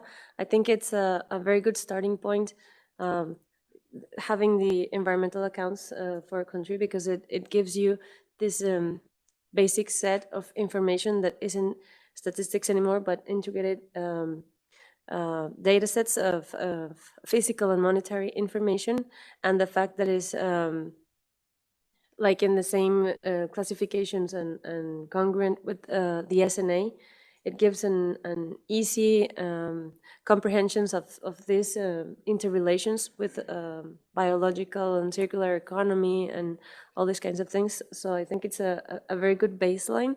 But some of the challenges that maybe are not included in SEEA to measure circular economy or to work on the bioeconomy. For example, I talked a little bit about this at the end of my presentation on how to include the innovation part of bioeconomy. So it is very clear the link between biological products and agriculture and these kinds of things, but how do we measure this innovation part of the bioeconomy? It's kind of a challenge to measure. Also, I had pointed out something that I think Valentina, already talked about, which is some of the ethical issues. We mentioned also about employment in bioeconomy, but what kind of employment is it? What are the social conditions of the people working on these things? But I think that was already kind of covered. Also, for the bioeconomy exercise that we did, I think that we're still on a debate on whether to change the methodology from working from the economic activity point of view to the product point of view, because when you're talking about activities, you can have activities that produce many kinds of products, bioeconomic products and non-bioeconomic products. So you could be underestimating the value of bioeconomy in your country. So part of the recommendations that I wanted to express very quickly, given the time, is that I think this is a multidisciplinary and interinstitutional work. We have seen many debates and many questions during this seminar. We listened to the Robert discussion earlier, whether to include it or not. So I think this isn't the work only of statisticians or economists. We have to include many kinds of disciplines. These seminars are a very good starting point, because it's good to see that you're taking into account the issues that the countries face using these methodologies, and also from the perspective of one of the few countries from Latin America. is that it's important to take into account the context of each country, because sometimes we face the challenge that the methodologies maybe don't adapt as well to countries that have a very different biological resources than maybe in a northern country or a European country. And we have had to come up with kind of tropical solutions to do our accounts. But I think it's important to take into account the context of which is the country that we are trying to measure this. So, quick review. Thank you. Thank you. I don't know why, but I like the term tropical solutions. Thank you very much. I will show now the results of the Mentimeter. So maybe that we can have a short break, and then we maybe want to reflect on what we are seeing there. Peter, you can push the magic button again, and thank you. And I stop sharing and share again. So let me see. It's coming up, I hope. Can I present? Oh, the results are in. So if you represent, does your office publish statistics or indicators on the circular economy? So 18 are saying no, versus only 12 are saying yes. I mean, I don't believe this completely, because many of the indicators are taken from other frameworks. But I think the message here is we don't publish it as circular economy indicators. Good news is here, so with the CS recommendations, I think many of the indicators that you already publish in other frameworks can be kind of reshuffled and reorganized and used also for measuring certain aspects of the circular economy. But it's an interesting feedback. So this would be my interpretation. I'm not sure if from the panel, if anyone wants to also react on this result and my interpretation of it, or we just continue. Yeah. I would like to say something. I hope if it's here. I think there has been in recent years a lot of work by international organizations, UNECE, OECD, Eurostat, and many others, more than national statistical institutes. And because the national statistical institutes in many cases were waiting for some international definitions, guidelines, etc. Now these definitions are already there, more or less. So I think now is a good timing for NSIs to step in and start taking ownership of indicators that perhaps exist already, produced by somebody else, but they can start producing according to this definition. So I think this picture is going to change quite a lot in the next 2-3 years, I think.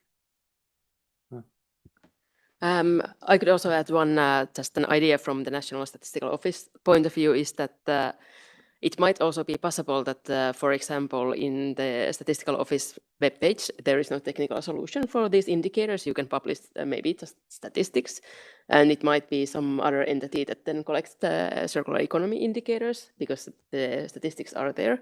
So because the question is, does your office publish them as circular economy indicators? It might be that the country does them, but it's not done in the office.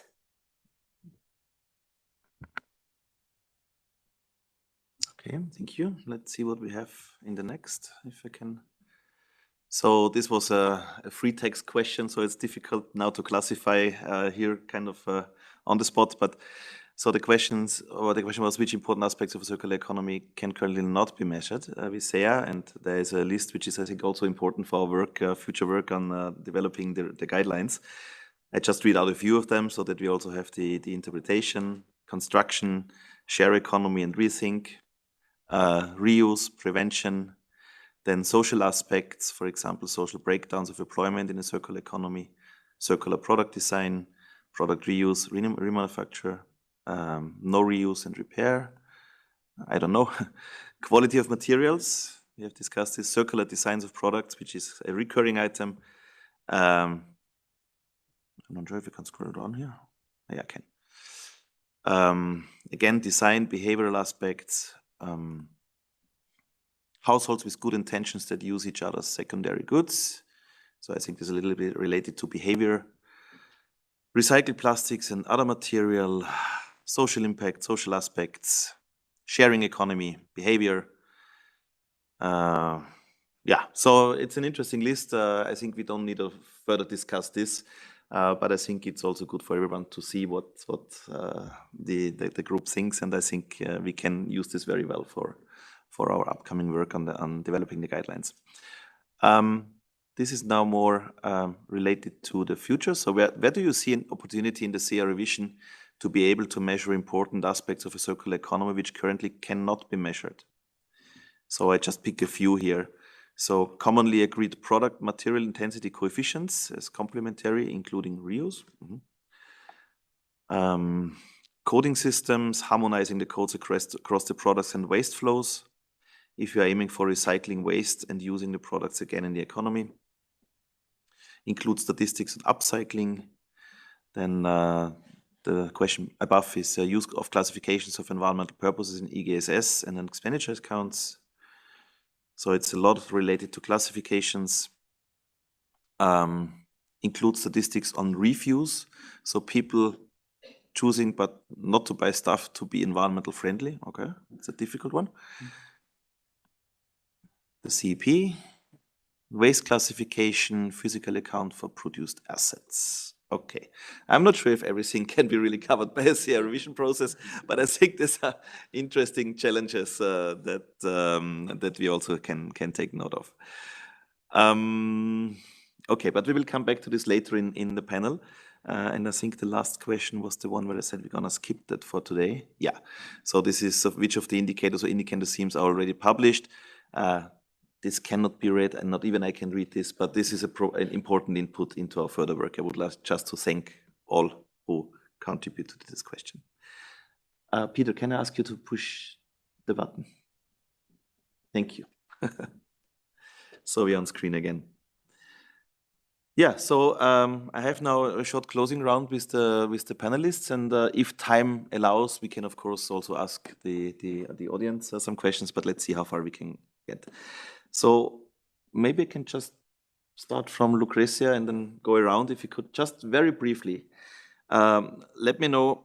I ask you two questions. So what are your personal main lessons learned from this session? Peter has already answered this partially. So what are your personal main lessons learned from the session, from what you heard from other panelists and the Mentimeter results? How can you take this up in your future work? And second question, if it applies to you, is what type of guidance would be needed to support NSOs to produce better statistics for measuring circular economy with SEEA? I think, again, seeing all the examples of the countries and all the work that has been done, I think there is a lot to do, but there is a lot that has already been done. So taking advantage of I mean, one of the advantages of environmental accounts is they're modular. So you can choose where to start and start using them. In one of the questions of the Mentimeter, where they were asking about if you publish statistics or indicators on circular economy, it's like maybe a country could have said, no, we don't, but maybe they have material flow accounts and they don't have like analyze them from the circular economy point of view or something like that. So I think starting small and trying to use the data that we already have. I also, I mean, these things are always really helpful because seeing the examples on all of the other countries, seeing the types of data sources, all of the surveys that they have, all of these things from the waste accounts, the plastic classifications. It's things that have been developing, and they need to be incentivized so that they are used by all the countries. So I take a lot of things back home to start looking at. It's been very good. Thank you. Peter, maybe we can focus with you on the second question, if you say, because you already talked about key take-home messages. But the second question is, what do you think now? What kind of guidance is needed to help practitioners and those who get their hands dirty with data, to use Julie's phrase, can produce what we actually need? Well, I think I mentioned earlier that we spend a lot of time working with industry and people who ask us questions about how to measure the circular economy at different scales, from national down to material scale. So I think what the framework has provided is a really, really good overview. It's been missing in my opinion, and we fill in some of the gaps in the meso and the micro, but we've not really sort of thoroughly explored the national. So what I take away is a stimulus to bring our work back together with the national accounts and now translate that into usable formats and tools through the work we do. We're developing a national circular economy data observatory, which is an interactive dashboard that can take data from many different sources within the public register and from industry, but to put it into a common format that is useful and usable by end users around their policy needs, their KPIs, their industry cost-benefit analysis. So what I'm taking away with Marcus and Oliver and others is now the opportunity to take what you've been doing, Michael, with your network and your team. We can add our stuff, and I think we can add value for our particular audience, and we'd like to sort of hopefully share that with you as a UK case example over the next year or so.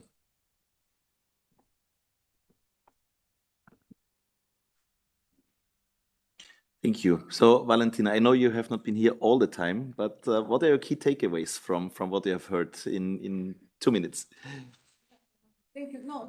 I'm measuring the value or output of the circular economy is a complex exercise, and I see there are a lot of data. I mean, there is a need of lot to use multiple data sources, multiple components of the circular economy. It's very heterogeneous.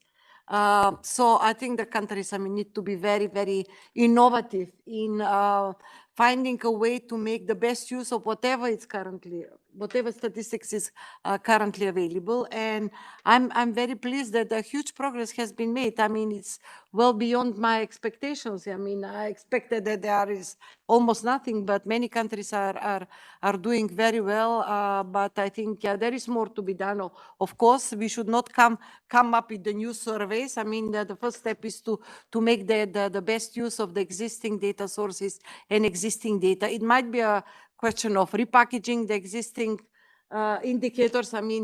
As we have seen, the circular economy, many have said they have no data.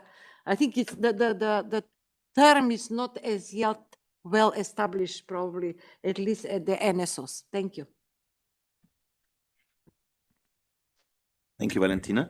And Johanna, maybe the 2 questions. What are your personal main lessons learned from the session? And maybe I can ask you now, because I'm not getting much back from that. So what do you expect from the SEEA revision process, having all the knowledge about circular economy and using SEEA? Well, let's start with the easier one, which is my main takeaways. I have been really inspired by all the presentations that we have seen today. I think it's really nice to see so concrete examples and progress, and also, of course, the methodological progress from the international organizations. So I would really like to just go home and test many of these things that we have seen. Of course, we don't really have the resource for that. So that's why I'm also really happy that there's so many different kinds of developments going on, because I think that's one way to advance your own monitoring, is that when you see that someone else has already solved the problem, then you can try to duplicate the same effort in your country. And that's I'm hoping that we can maybe try out some of the solutions that we have seen already here. And I also, of course, hope as the chair of the task force that this will inspire many countries to participate in the work and still contribute, because we are still working on the part B of the guidelines. So there's also that, and we also have a survey coming up in due time. So I hope many will answer that when it comes. And as for it was expectation for SEEA revision. Well, of course, I hope that there will be discussion on this because a sort of thematic issue that I think I'm going back a bit on the discussion that took a little bit place before between like the bioeconomy and circular economy. And the whole idea of circular economy, for me, it's a thing that sort of can happen anywhere in the economy. And I think it's also like, there was a question that is bioeconomy a part of a circular economy? And I would say it can be, but it necessarily isn't. So they overlap, but they are like, there are many at the moment of these concepts. I think Valentina and also previous speakers have spoken about this, that there are so many different topics at the moment. And I think SEEA revision has to somehow deal with many, many different policy issues. So I'm hoping to see a good balance there, and something that can actually, in ideal world, we would have some resource-efficient solutions that could solve many of the problems at the same time. But I think there's really a lot to ask about.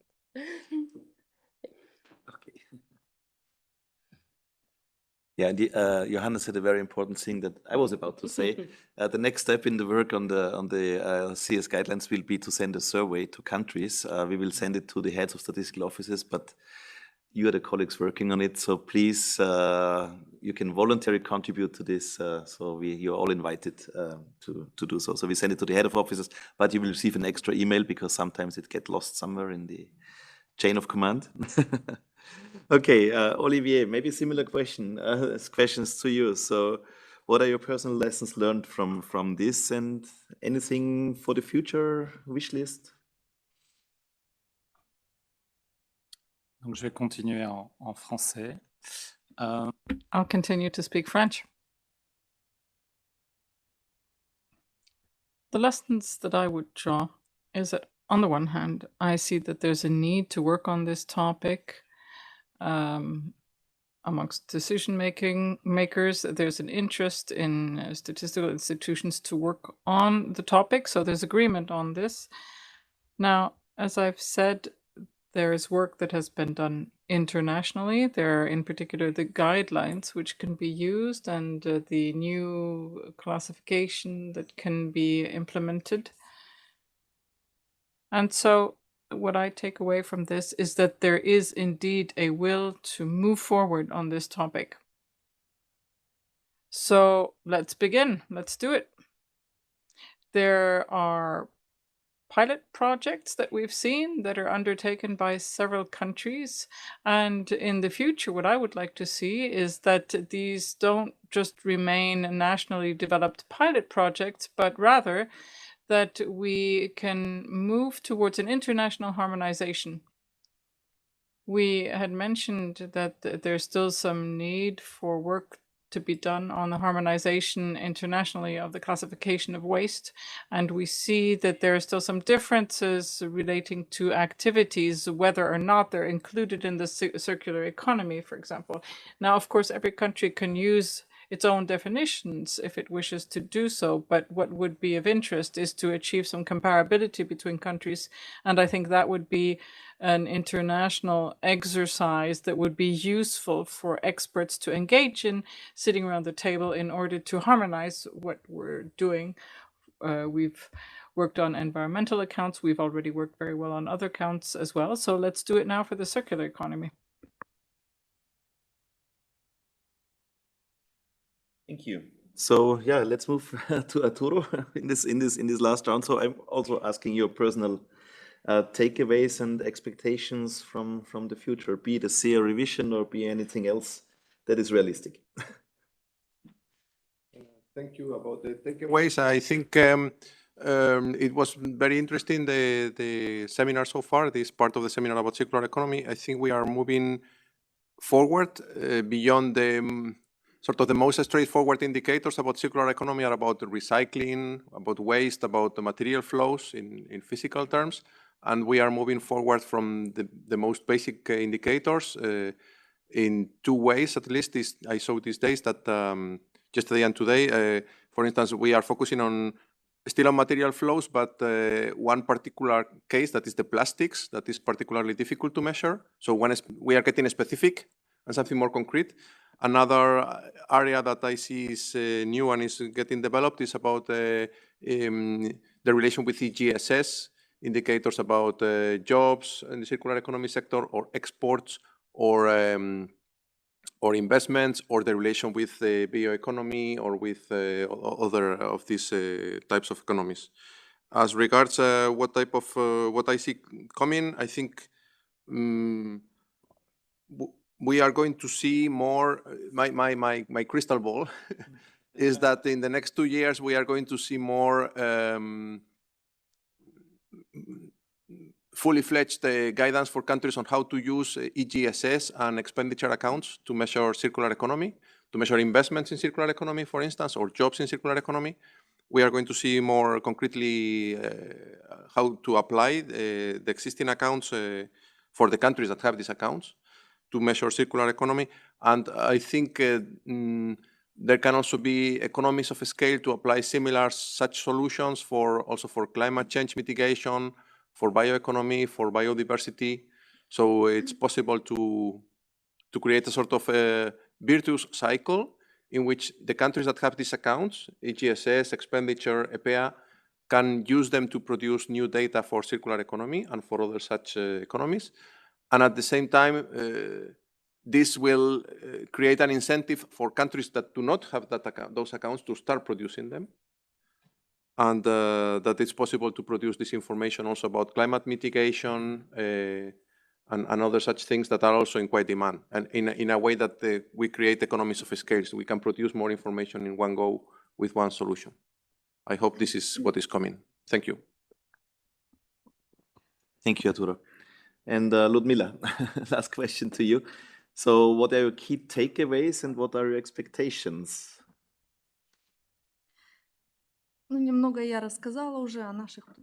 Well, I've already told you about our plans to some extent, and I understand that we have a lot of work to do in developing our circular economy accounts. I think that step by step, however, we will be moving forward. We will be developing a waste account, and I hope that we will be able to bring it all the way to the end so that we have a waste account at the end. It's an ambitious plan, but I think we'll achieve it. Moreover, I think what I got out of this in addition is that whatever has been developed in the past needs to be updated and renewed. So I was indicated in the updating of the classifiers when the classification, when we developed a form with the Statistical Office of Sweden, where we used the SEPA classification. And at the time, this was regarded as being very much in the avant-garde, that we were comparable with international indicator, but now it's turned out that the time has come to update that form as well. So we will be introducing new work, and the work that we had already done in the past needs to be constantly updated. And so those are all plans.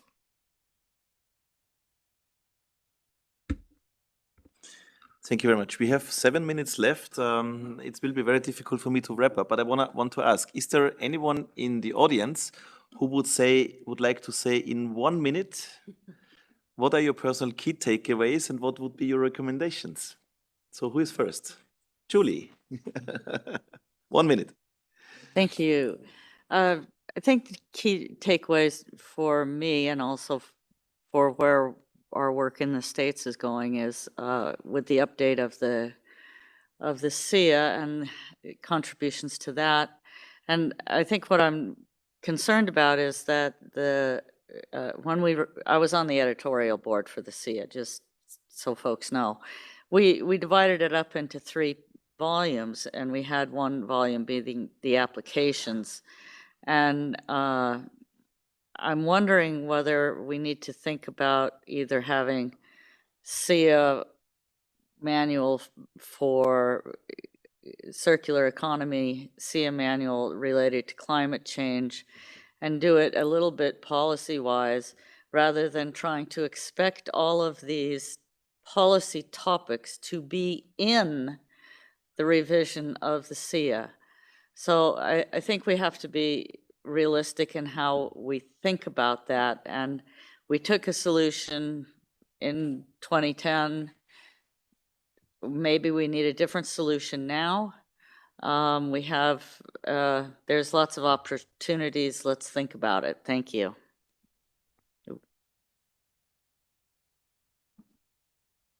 Thank you, Julie, also for keeping the time. Katja, 1 minute.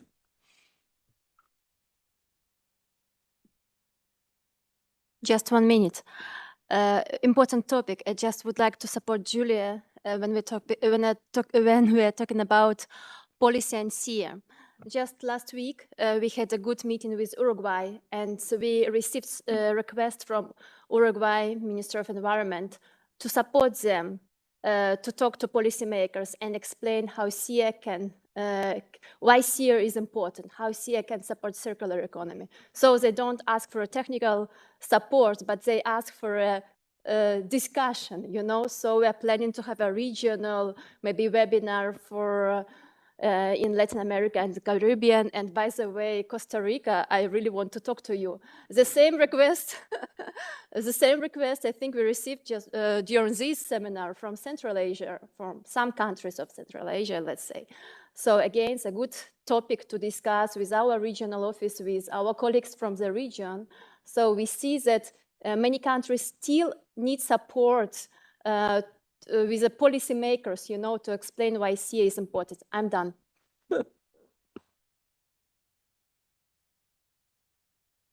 I'm running into troubles now since I opened the floor. I think Terapong was first and then short and then it's out. Then I have to conclude. 30 seconds. Okay. I already laughed for 5 seconds. They would be just support Costa Rica's kind of request if we are going to develop anything international, we should take into account different ways countries are operating, different NSS, different national statistical systems, things that could work internationally. I'm working with countries that always look at work in Europe as a good model. But when we try to apply it in a country that we work with, it's just not possible because we don't have the means, we don't have the instruments that are available here. I think if we think of it, guidance, then should be technical, like tropical solution to the global challenges. So this was tropical 30 seconds. Scott. Very interesting discussion, and a lot of different topics indeed came up, and some of them indeed are interesting for the SEEA Central Framework update. However, I also support Julie here that while we have to distinguish between compilation guidelines and the link to policy applications, they should be in separate manuals, of course, because the SEEA Central Framework is a conceptual framework. But still are some aspects that can be taken up into the revision. The update, we have already a list. So we work on that. There will also be a global consultation. Having said that, of course, also, well, the SEEA community has its limits, of course, with regard to our capacity that we can work on it. So we also should restrict in well, the expectations here. So, but we, of course, we can see what we can do in the coming 3-4 years. Thanks. Thank you. So I try to wrap up. I haven't taken notes, so I've taken notes of all the discussion, but not really summary. But what I've heard now from the discussion is, I think generally there is a kind of appreciation of the progress that has been made internationally, but also nationally. I think this is a very, very important aspect. I also heard very clearly, let's work with what we already have instead of starting new. So. And also what Julie and others were just saying, very important, trying more to develop kind of policy-related guidelines rather than trying to take everything up into the standard. So I think this is also a very important work. Nevertheless, I think there were some important research areas that were mentioned. I mean, the jobs issue was just one, but classifications in general. And there is also the issue that what works in one region might not necessarily work in another region. I mean, we also know, for example, from the European waste classification, very often regions that don't have their own classifications are referring to the European one. So it could be maybe a good starting point for a global one, but the question is, can it be really applied to the other countries, to the global level, because there might be other frame conditions, there might be other resources available to go into the level of detail and so on and so forth. So I think these are the main key takeaways, a few research items where we have to also think where to feed them in. On the other hand side, also this kind of progress that had been made and then continue the being on track with this work internationally, globally, and also in countries. And I was also happy to hear that many of the delegates representing NSOs said, I learned something here. And as you said, Johanna, I'm going home and want to try it. So maybe we can hear next year from you and from other colleagues how this worked. Yeah. Okay. So this is my 5 cents from what I've taken home. Of course, there's much more. We tried to compile it in the report that we're going to circulate, but this is all what I could do in this few seconds that I had available to wrap it up. Thank you. Thank you, Michael. I think that was a very good wrap up of the discussion. And I would really like to thank all of the panelists and Michael for moderating this discussion. It has been really interesting, and I'm happy to have been involved in this discussion. And also, I would like to thank all of the other presenters and chairs, both today and yesterday, because this was the last subsession of our circular economy part of the seminar. And with this, I will soon close the second day, and tomorrow then we will move on to the topic of climate change adaptation and response policies with SEEA. But before closing the day, I'm sure Michael will again have something important organizational to tell us. I don't have my list with me, but the only thing I can say is those who have signed up for the dinner, 7 o'clock, Le Brasseur, please really come. I don't want to have 2 extra burgers and 1 steak. And yeah, we see each other tomorrow again at 9:30 sharp. And of course, thank you very much to the panelists. Thank you, Johanna, for a very interesting discussion. And with that, can I close on your behalf? Yes, go ahead. Can I use this? Yes, go ahead.